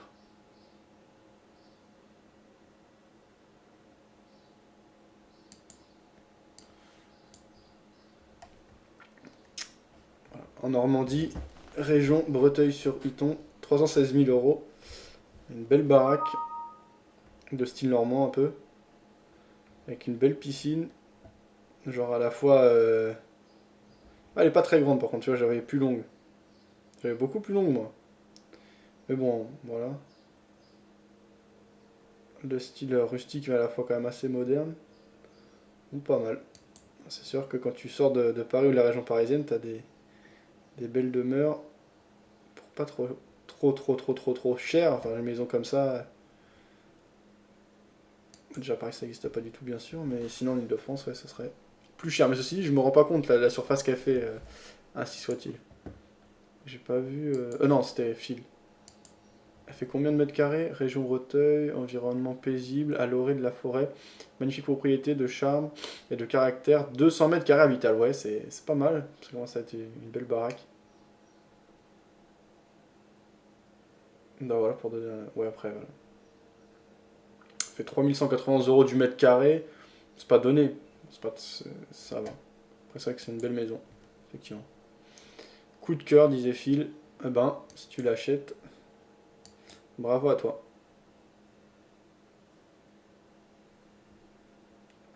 À 290, il la lâche, je la connais. Il disait Phil, ouais voilà. Ce que je dis, au niveau du prix, ça me semble pas fou. Je veux dire, c'est pas une super bonne affaire, c'est pas donné quoi. Après, c'est sans doute que ça les vaut, hein, c'est pas excessif non plus. Et là, effectivement, si tu dis que tu arrives à la baisser, ouais. En tout cas, c'est vraiment une super baraque. Hein. Ça, on avait vu. Pour le prix d'un studio à Paris, oui, voilà, alors carrément à Paris même, c'est sûr que c'est n'importe quoi les prix. Bon, quand même, un studio à 300 000 euros, c'est pas partout dans Paris, t'as quand même des studios moins chers que ça, mais oui, à Paris, c'est vrai que studio, maintenant, c'est 250 000 euros minimum, quoi. Peut-être 220 dans certains arrondissements, mais c'est devenu très cher. Arrête Fab, disait Phil, elle est longue. Crédit qui disait lol, j'ai vu le reportage, très haut poste, oui, il faut être conducteur de train, ils partent à la retraite très tôt et touchent plus que la retraite moyenne dans le privé, équivalent à celle d'un cadre. En retraite, ils vont bosser dans le privé, d'où leur plus de 7 000 euros par mois. D'accord, Crédit. Tu regardes l'abri de jardin, lol, disait Phil. Ok, c'est pour ça que j'avais pas bien vu. Tiger disait, faut faire beaucoup de pips pour l'acquérir, disait Tiger. Phil disait, journée bredouille, c'est comme la pêche à la truite, des fois tu cartonnes, des fois tu rentres sans rien. Tiger qui disait 2900 pips à 100 $ du pips, allez à toi. Ah non, pas à 100 $.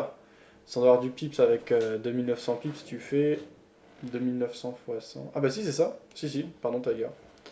T'as raison.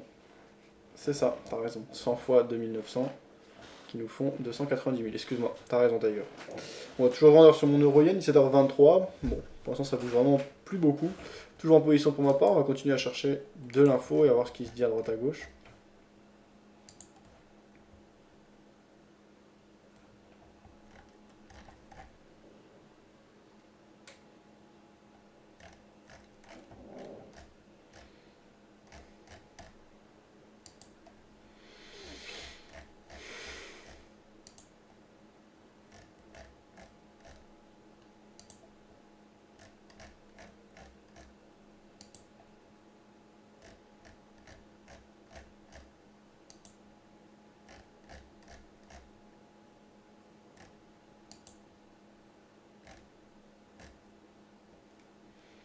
Il y avait Roby, on va regarder sa session de trading ce matin.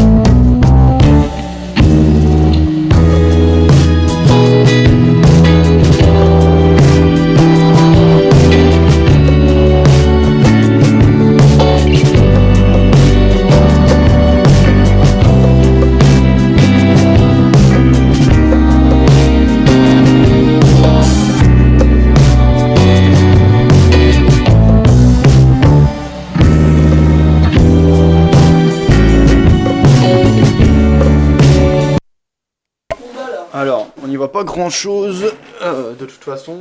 Roby qui donne pas beaucoup de précision, on voit simplement son template et sa manière de trader. Pour ceux que ça intéresse, je vous laisse le lien.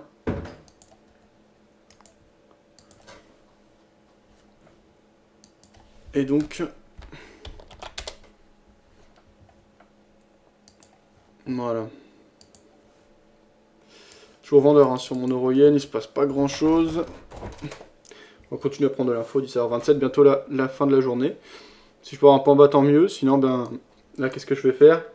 Je vais prendre mes gains et pertes. Enfin, quelques gains et quelques pertes. À mon avis, il n'y aura pas grand-chose sur la journée. Je devrais être très légèrement positif sur ce que je clôture aujourd'hui, si on clôture à ces niveaux ou un peu plus bas. Par contre, ben, je serai un lot courir en négatif pour le moment. Mais donc après ça peut jouer pour moi comme contre moi, l'avantage étant que j'ai la dynamique de fond dans mon sens. Mais bon, il reste encore 3 minutes, donc pour le moment je négocie, après je chercherai un point bas. Idéalement il faudrait que les vendeurs prennent en main le marché là. Alors sous le chat écrit toujours, on rigolait de la musique choisie par Roby justement pour sa session de scalping. Le 6ème c'est très cher, ouais, disait Tiger, bien sûr. Un celui qui disait, je savais pour certains ça rend full trading, mais de là à s'exciter devant ces graphes, ça devient grave, si ainsi soit-il. Phil qui laissait un lien. Particulier à particulier, vente immobilière, Paris 75. On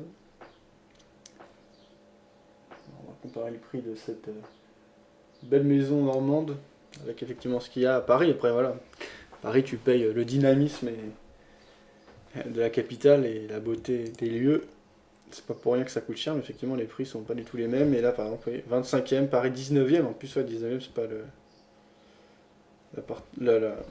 les quartiers les plus chers, effectivement 250 000 euros. En dessous, on voit un loft à 208 mètres carrés, c'est 1 450 000 euros. C'est sûr que pour la même surface, comparé à ce que tu as en Normandie, c'est 3 fois 4, 12. Ouais, on est entre 3 et 4 fois le prix en termes de surface. Après, est-ce que c'est vraiment comparable? Non, je pense pas, mais c'est juste marrant de faire la comparaison. Faut tout pour faire un monde, disait Tiger. Phil qui disait, ouais, ça on avait vu. Crédit qui disait, les prix ne reflètent que dalle, les acheteurs ne pouvant faire acquisition depuis un moment déjà, les locataires ne peuvent même plus payer les augmentations de loyer. 5 millions de 28 mètres carrés, bien soit-il.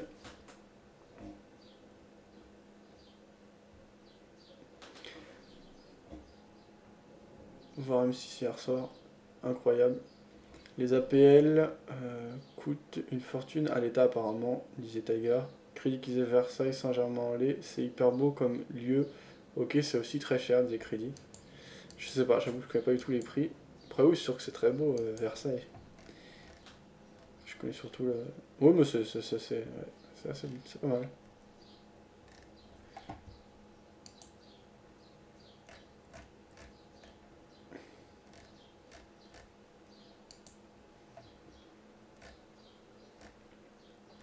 Continue à chercher de l'info. Je suis avec Xerfi. Ok, 17h30, ça y est. Je cherche mon point de sortie. Là, on a une petite pression vendeuse. C'est la clôture en Europe.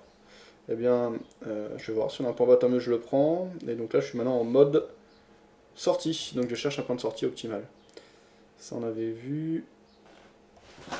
Un noyau dur pour une Europe fédérale. On écoute le point de vue par rapport à l'Europe et les élections européennes qui approchent. De Xerfi à ce sujet.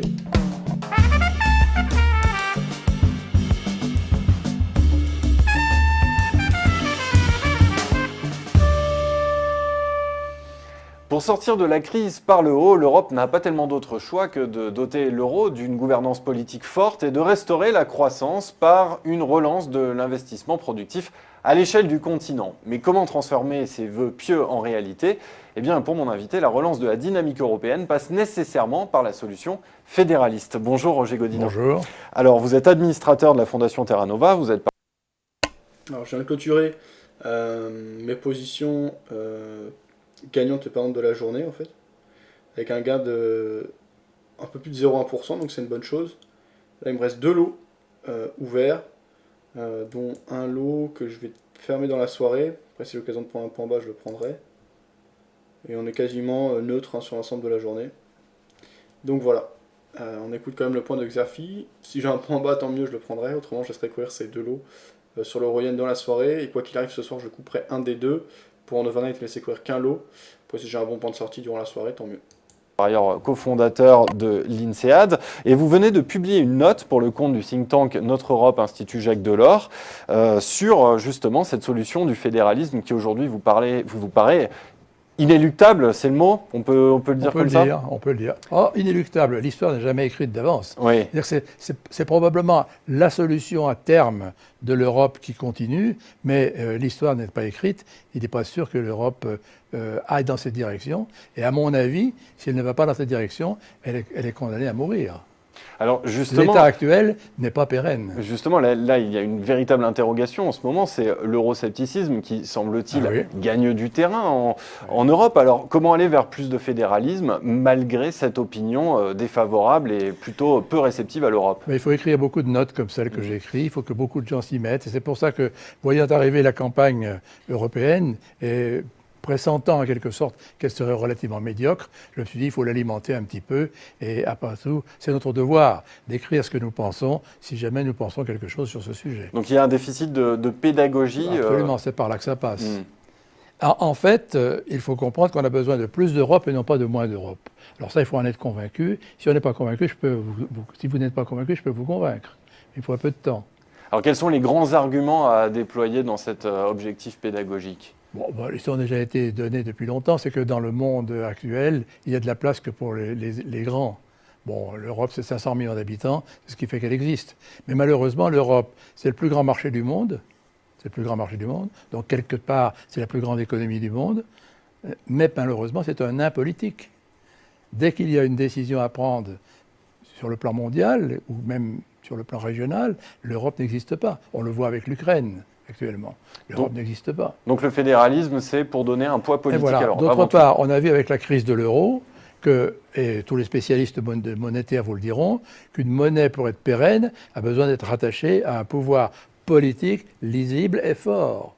Or, quel est le pouvoir politique auquel est rattaché l'euro? L'euro, c'est 18 pays associés qui ont fait une monnaie qui est toute seule, avec la Banque centrale, mais il n'y a pas d'État, il n'y a pas d'organisme politique qui puisse coiffer cet euro, comme normalement c'est le cas. Normalement, quand il y a une monnaie, il y a un État politique, une organisation politique lisible qui est forte, qui est à la tête. Et on ne l'a pas. Et ça manque à l'euro. Et d'ailleurs, pour beaucoup, le besoin d'aller plus loin, ça va être par l'euro.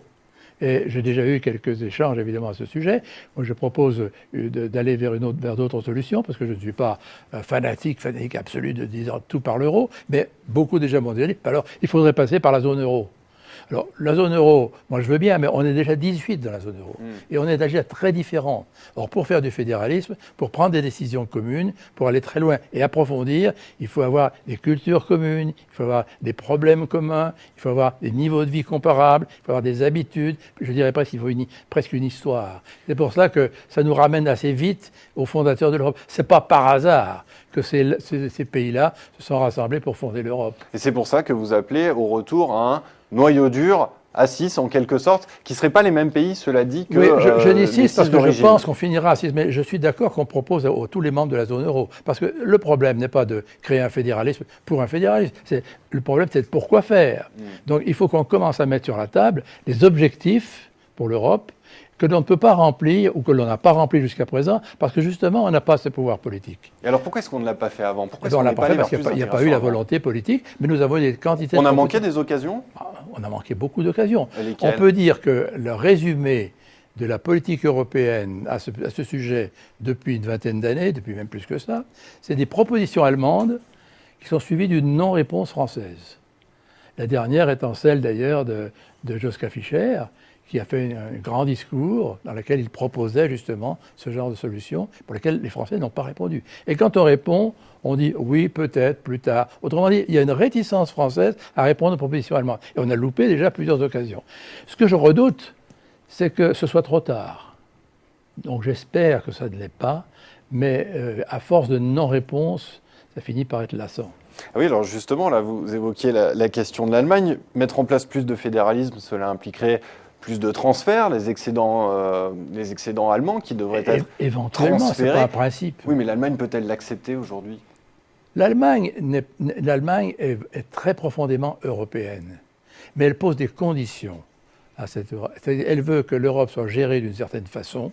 C'est pour ça qu'elle a imposé, par exemple, que la Banque centrale soit indépendante. On peut ne pas être d'accord avec cette formule, mais c'était à prendre ou à laisser. Il faut comprendre que pour les Allemands, le Deutschmark, c'était leur drapeau.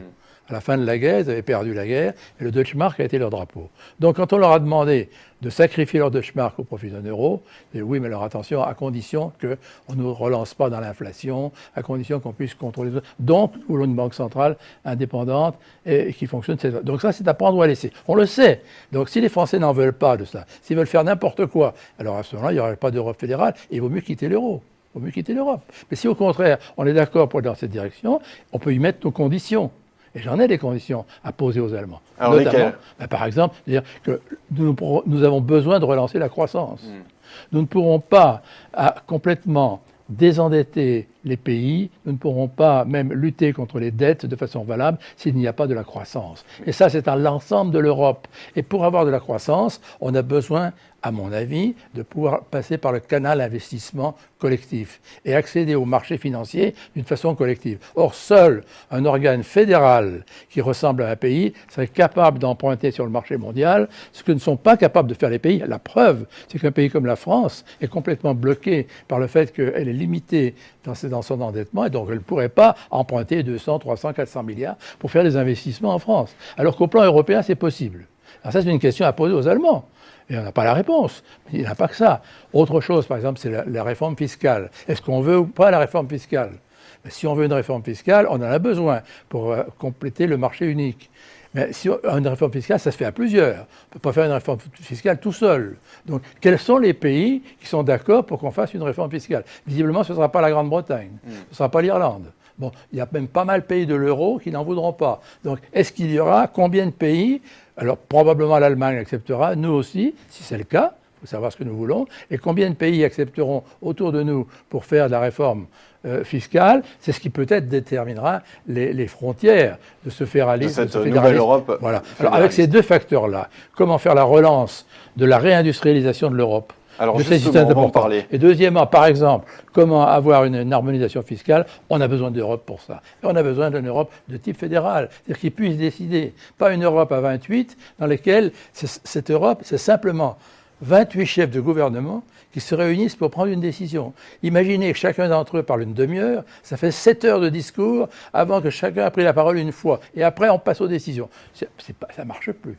Mais je voudrais revenir à cette question de grande politique industrielle. Roger Godino, comment est-ce que l'on fait? On n'a pas de croissance aujourd'hui. Comment est-ce qu'on les finance? Justement, on n'a pas de croissance. C'est l'un des moyens de On relancer. s'endette encore plus? Absolument. Oui. Absolument, oui. On met fin à l'austérité? Non, c'est pas ça, parce que emprunter, ça dépend pour quoi faire. Si on emprunte pour faire du déficit, si on emprunte pour faire des choses non rentables, c'est mauvais. Si on emprunte pour faire des choses efficaces, des choses rentables, c'est bon. Aucun industriel ne vous dira que emprunter est mauvais. Tous les industriels empruntent pour rentabiliser leur capital. Il y a une partie de capital et une partie d'emprunt. Et financer des projets rentables par de l'emprunt, c'est-à-dire des projets qui prévoient eux-mêmes de rembourser l'emprunt sur leurs propres bénéfices et qui n'ont pas besoin d'être subventionnés pour rembourser en question l'emprunt, ça c'est de l'emprunt qui est possible. Et c'est celui-là qu'il faut favoriser maintenant en Europe et dont nous avons besoin. Malheureusement, nos capacités publics sont complètement mobilisés par des investissements qui ont été ce qu'ils ont été, n'est-ce pas? Mais surtout les fins de mois qu'on a rajoutés d'année en année. Donc l'investissement est nécessaire, l'argent est disponible, on peut le dire comme ça. J'entendais d'ailleurs Pascal Lamy dire la même chose. L'argent, il est sur les marchés, financiers, le marché mondial. Si une Europe a 6 ou 7 pays qui représenteraient en gros les 2 tiers du PIB des États-Unis, vous vous rendez compte? 6 ou 7 pays, ça fait 2 tiers du PIB des États-Unis. Se mettaient ensemble pour dire, voilà, nous avons besoin de 600 à 700 milliards, peut-être même 1000 milliards pour réindustrialiser l'Europe. Voilà dans quelles conditions ça va marcher. Voilà pourquoi ça va être rentable, ce que nous allons faire, car nous allons être rentables. Pour ça, il faut des disciplines. Donc, il ne faut pas faire ça n'importe comment. Il ne faut pas laisser ça dans les mains, si je puis dire, de n'importe quel gouvernement. Mais on ne passera pas sans cela. Les calculs qui sont faits pour redémarrer à peu près l'industrialisation de l'Europe, selon les uns et les autres, moi, je l'ai évalué à 600 milliards. 600 milliards. Bon, ça fait 140 milliards pour la France si on répartit entre les différents différents pays, à peu près au prorata du PIB. 140 milliards, c'est 4 fois le plan de Sarkozy. Oui, c'est pas énorme. Enfin, ça a marqué quand même ce plan. Eh bien, si on faisait Le 4 grand fois emprunt. ce plan en France, et si en même temps on faisait ce plan dans chacun des autres pays européens, en même temps, compte tenu de l'interdépendance des économies européennes, je vous assure qu'on entendrait parler. Et puis on peut faire plus. Alors, d'autres ont dit, avec la transition énergétique, avec les besoins qu'ont l'Allemagne justement en investissement dans l'énergie, compte tenu des mauvaises politiques qu'ils ont suivies, on arriverait facilement à 1000 milliards de besoins. Bon, tout ça, c'est un peu du wishful thinking. On verra bien. Ce qui est certain, c'est que pour s'industrialiser, et c'est le besoin de l'Europe, et par l'industrialisation, on retrouvera la croissance, et ça ne veut pas dire qu'il ne faut pas être sévère sur nos budgets, il faut pouvoir investir. Et il faut pouvoir investir pour investir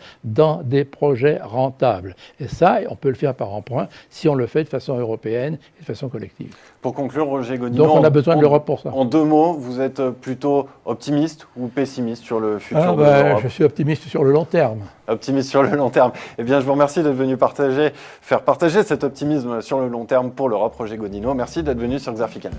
Merci. Voilà, donc le point réalisé par Xerfi. Pour ma part, j'ai terminé ma session de trading. Voilà le bilan de ce que j'ai clôturé et de ce qui est encore en cours. Donc, j'ai clôturé 0,11% de profit sur la journée, soit 106,57 € pour 33 pips de gain. 75% de trades gagnants sur la journée, avec 4 trades clôturés, et donc 2,90 lots qui ont été changés, ce qui est peu en termes de volume. Petite journée, un petit lundi, en plus il ne s'est pas passé grand chose, j'ai une position en swing.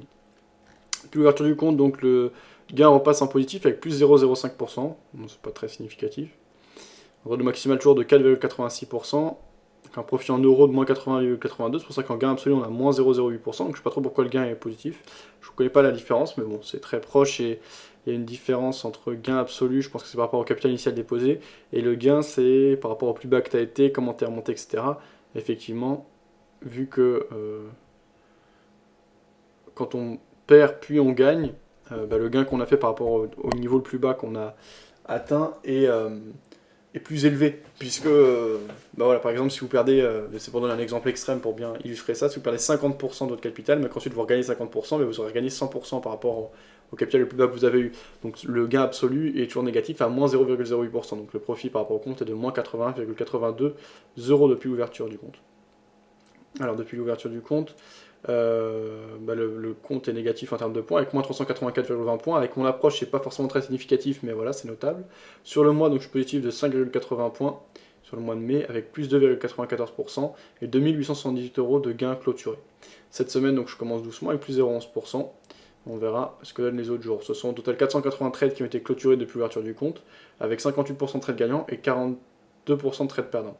Les gains moyens s'élèvent à 8,50 points, soit 78,34 € pour une perte moyenne de 13,71 points, soit 109,15 €. Au total, j'ai échangé 594,65 lots, ce qui correspond à donc, 10 lots c'est 1 million, 100 lots 10 millions, donc 59 millions et 400 000 $ échangés depuis l'ouverture du compte, ce qui a généré 4 162,55 € de commission pour mon courtier. Mes trades durent en moyenne 2h18, chaque fois que le profil est à l'équilibre à 1. Voilà ce que l'on peut dire, donc on va voir comment évolue le compte ensuite. Il y a donc 2 lots qui sont ouverts à la vente sur l'euro-yen, une position négative de 57 points, une position négative de 21 points, que je clôturerai dans la soirée, cette seconde position. Voilà, vous pouvez suivre ça à tout moment, quand sur mes résultats et MAM au-dessus du cadre de diffusion de l'émission. Sur le câble, on continue à bien baisser, donc on verra ce que ça donne par la suite. Alors, je fais un point sur ce qui est sur le chat écrit avant de terminer la session. Une nouvelle vidéo sera publiée dans la soirée. Ça, on avait vu, comme vous avez vu la semaine dernière, l'interview que j'avais faite de Vincent Gagne sur le stand d'FXM au sein de l'analyse technique. Bizarre sur le calendrier, ce qui est prévu, disait Nico.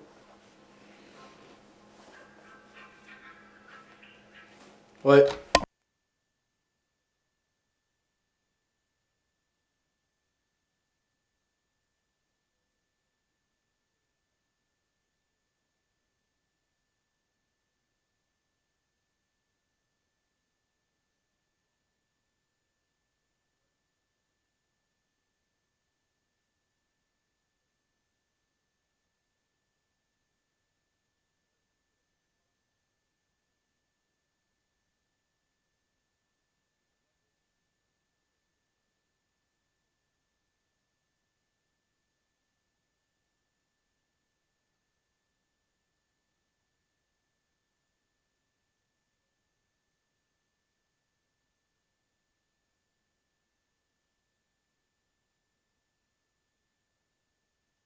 Excusez-moi.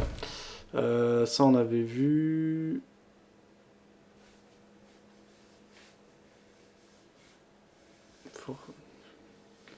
Ça, on avait vu. Qualité de la vidéo est très moyenne, on peut pas changer, disait Vivitred. Qualité de la vidéo, c'est-à-dire de ce qu'il disait ou de la qualité de l'image? Personne spécule, on dirait, disait Nico. Le plus marrant, c'est qu'il verse plus que le montant du loyer au cas où il ne perd pas l'électricité. Ça, on avait vu, ok. 18h et 20h, 2 news, disait Nico. Peut-être en fin de soirée, je sais pas. Quelles sont les news à 18h et 20h? Je crois que c'est des news d'importance moyenne, voire faible. Je vais regarder ça. Alors que sur le câble, on marque de nouveau plus bas. Ouais, nouvelle d'importance moyenne avec Plosser du FOMC qui a parlé. Et le budget de la balance fédérale aux États-Unis à 20h. Ça, on avait vu.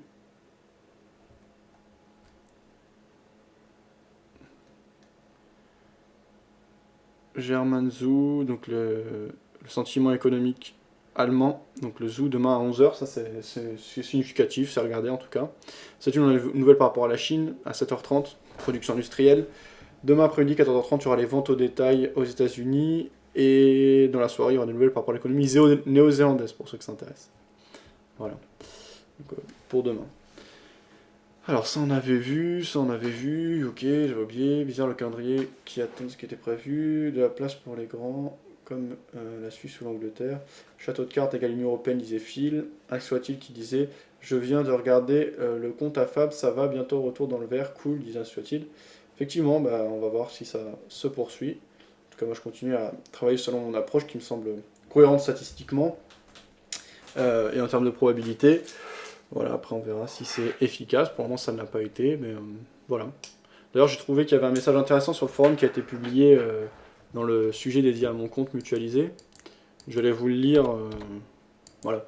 Après j'ai aussi beaucoup de messages de critique, je les relais je pense sans problème et je les assume et je les accepte sans problème. Après j'y réponds forcément, et des fois c'est un peu s'énerver, etc. Mais là en l'occurrence c'est un message qui va plutôt dans mon sens et qui reflète assez bien ma mentalité, donc je me permets de le lire, pas pour me vanter, mais simplement parce que ça décrit assez bien ma mentalité en fait. Donc c'est Arewereal qui publie ça sur le forum, qui dit on voit tout de suite ceux qui tradent et ceux qui ne tradent pas.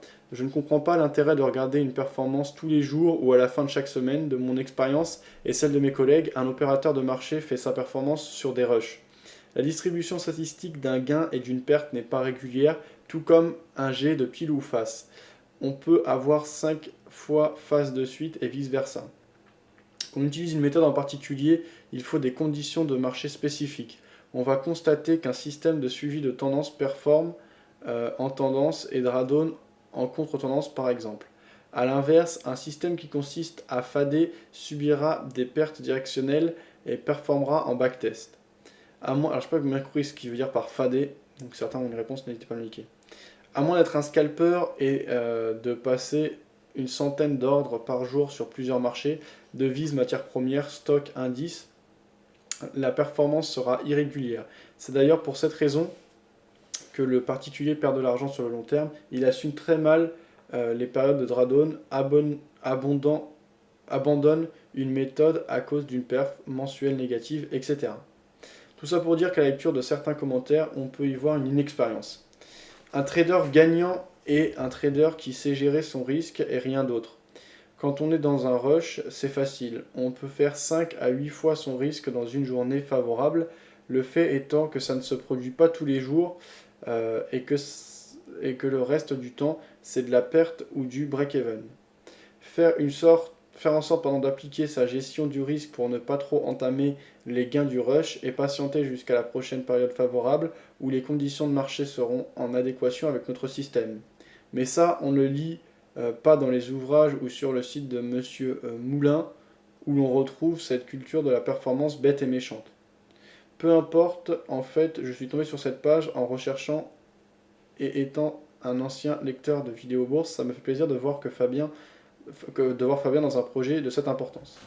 Pour le moment, c'est pas très important, mais C'est sûr que ça avance par rapport aux capitaux personnels qu'on peut gérer, en tout cas quand on n'a pas spécialement d'épargne ou quoi que ce soit, voilà, l'argent tombe pas du ciel, donc au mieux tu gères quelques milliers d'euros et avec ça, soit tu fais vraiment, tu prends de gros risques pour performer, sinon c'est vrai que tu peux pas avancer sereinement. Ça, c'est une parenthèse et c'est personnel. Hein. Je continue à lire, donc le message est presque fini. Comme mentionné, je recherchais le type d'autorisation qu'il fallait pour provider des signaux de trading, mais si je comprends bien, Fabien, tu as monté un dossier auprès de ton courtier pour qu'il t'accepte sous sa licence. C'est une question qu'il m'a posée, je répondrai sur le forum, mais effectivement c'est ça. C'est le même principe qu'un gestionnaire de fonds qui recrute un trader pour gérer un compte dans son fonds. Le gestionnaire a l'autorisation, comme le courtier, et couvert le trader qu'il a embauché. Comme le courtier et couvre le trader qu'il a embauché. Oui, ben c'est ça qui se passe effectivement. Donc je répondrai. Je ne connaissais pas, ça peut m'intéresser, merci de ta réponse. Je répondrai. Et voilà, un message intéressant que j'ai trouvé sur le forum. Ça on avait vu. Ça on avait vu. J'attends 3 choses à la fois sur le live, c'est normal. Tu entends 3 choses, Nico? Non, c'est pas normal. Moi pour ma part, il n'y a pas de bruit a priori. Est-ce que tu rencontres toujours ce problème ou est-ce que c'est réglé? En tout cas, je vois qu'un son diffusé. Ça on avait vu, ah non, MDR, désolé, c'était une vidéo en fond d'Internet Explorer, ok. Phil qui est un lien, sondage, 4 Français sur 5 n'ont plus confiance dans l'Europe. C'était sur nicematin.com. À l'occasion de la journée de l'Europe, retrouvez ce vendredi dans vos éditions Nice Matin, Var Matin et Corse Matin un sondage sur la perception qu'ont les Français de l'Union Européenne. Les eurosceptiques sont de plus en plus nombreux. Alors justement, bon alors là le sondage il n'est pas disponible dans le menu de gauche, mais il va être disponible de nouveau dans la soirée, je pense, c'est indépendant de ma volonté. Ça concerne justement les élections européennes qui arrivent. Est-ce que vous pensez que ça aura un impact sur l'euro? Moi j'ai répondu que oui, je pense, parce qu'il y a vraiment, on sent un euroscepticisme qui monte à travers l'Europe, et je pense que ces tensions politiques peuvent engendrer de la tension sur les marchés. A priori plutôt négatif pour l'euro, après il faut voir comment ça se concrétise, en tout cas amener de la volatilité et du mouvement. Ça peut être un driver de marché pour les prochaines semaines qui arrivent, on verra ce qu'il en est. Donc n'hésitez pas à répondre au sondage quand il réapparaîtra, quand il sera disponible.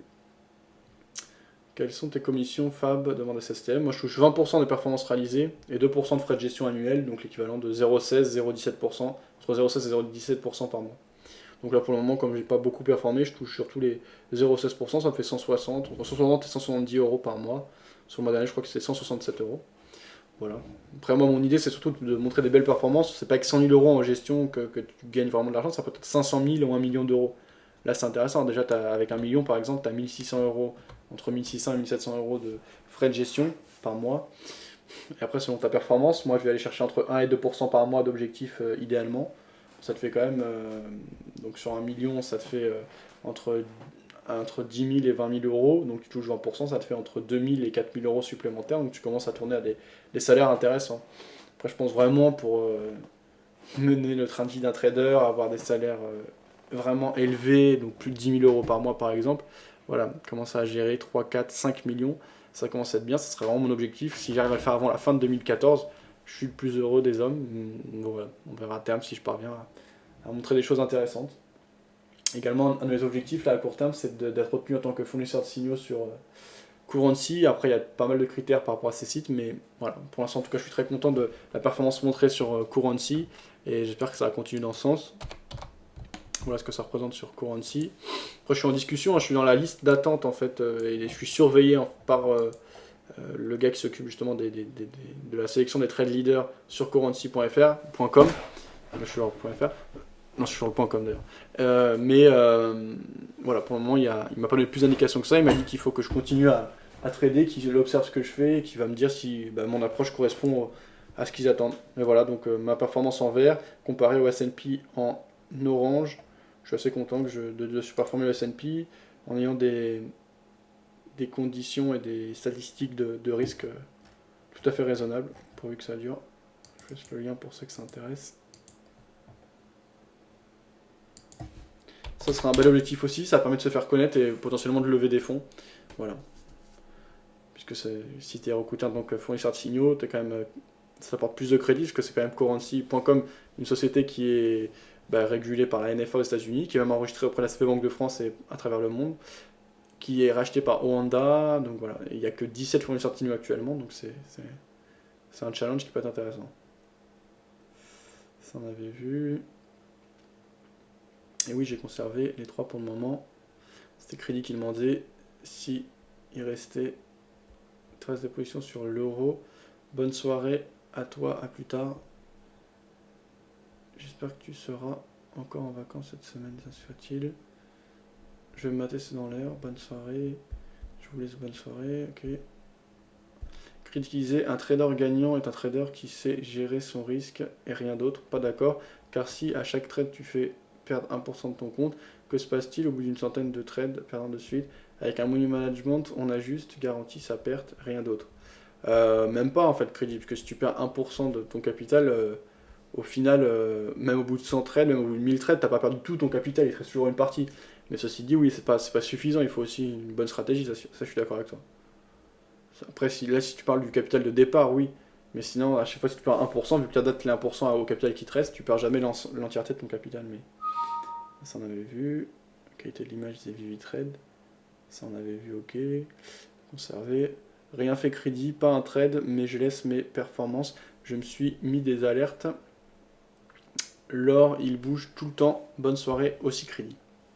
À demain, 14h, pour une session de trading en direct. Sans doute pour une après-midi plus mouvementée sur les marchés. Ciao, n'hésitez pas à nous suivre sur les réseaux sociaux, Facebook, Twitter, notre chaîne YouTube. Vous avez tous les liens en haut à gauche au-dessus du logo de videobourse.fr et à visiter les différentes sections du site. Je vous rappelle que Videobourse, c'est un site entièrement gratuit pour ses utilisateurs qui vit de la publicité, qui a pour visée justement d'offrir une communauté de traders. Le slogan du site, c'est site d'entraide, ça reflète assez bien l'idée générale. Alors, il y a des sections de formation, des sections qui répertorient l'ensemble des actualités, des analyses, etc., publiées quotidiennement en vidéo disponibles sur YouTube, et essentiellement que je centralise et que j'organise pour présenter de manière optimale aux traders dans la partie vidéo par exemple. Moi-même je réalise des vidéos donc lors de différents événements où je fais des interviews, etc. Ça vous retrouvez dans la partie vidéo, vous avez le menu du haut. Ensuite il y a une partie stratégie trading où vous avez le suivi de l'ensemble de mes comptes que j'ai fait depuis 6 ans maintenant. Et le forum qui est assez actif avec plus de 4550 membres, on approche des 4600 je pense. Des dizaines de messages échangés chaque jour. Donc c'est une autre manière de discuter que sur le chat écrit, c'est quand même plus poussé, plus prononcé, plus calme. Ça permet aussi, voilà, vous connaissez, hein, je pense, la différence entre le chat et les forums. Bonne soirée, à demain, 14h. Ciao sur le Mumble. C'était Nico qui était avec nous tout à l'heure sur le Mumble. Ciao.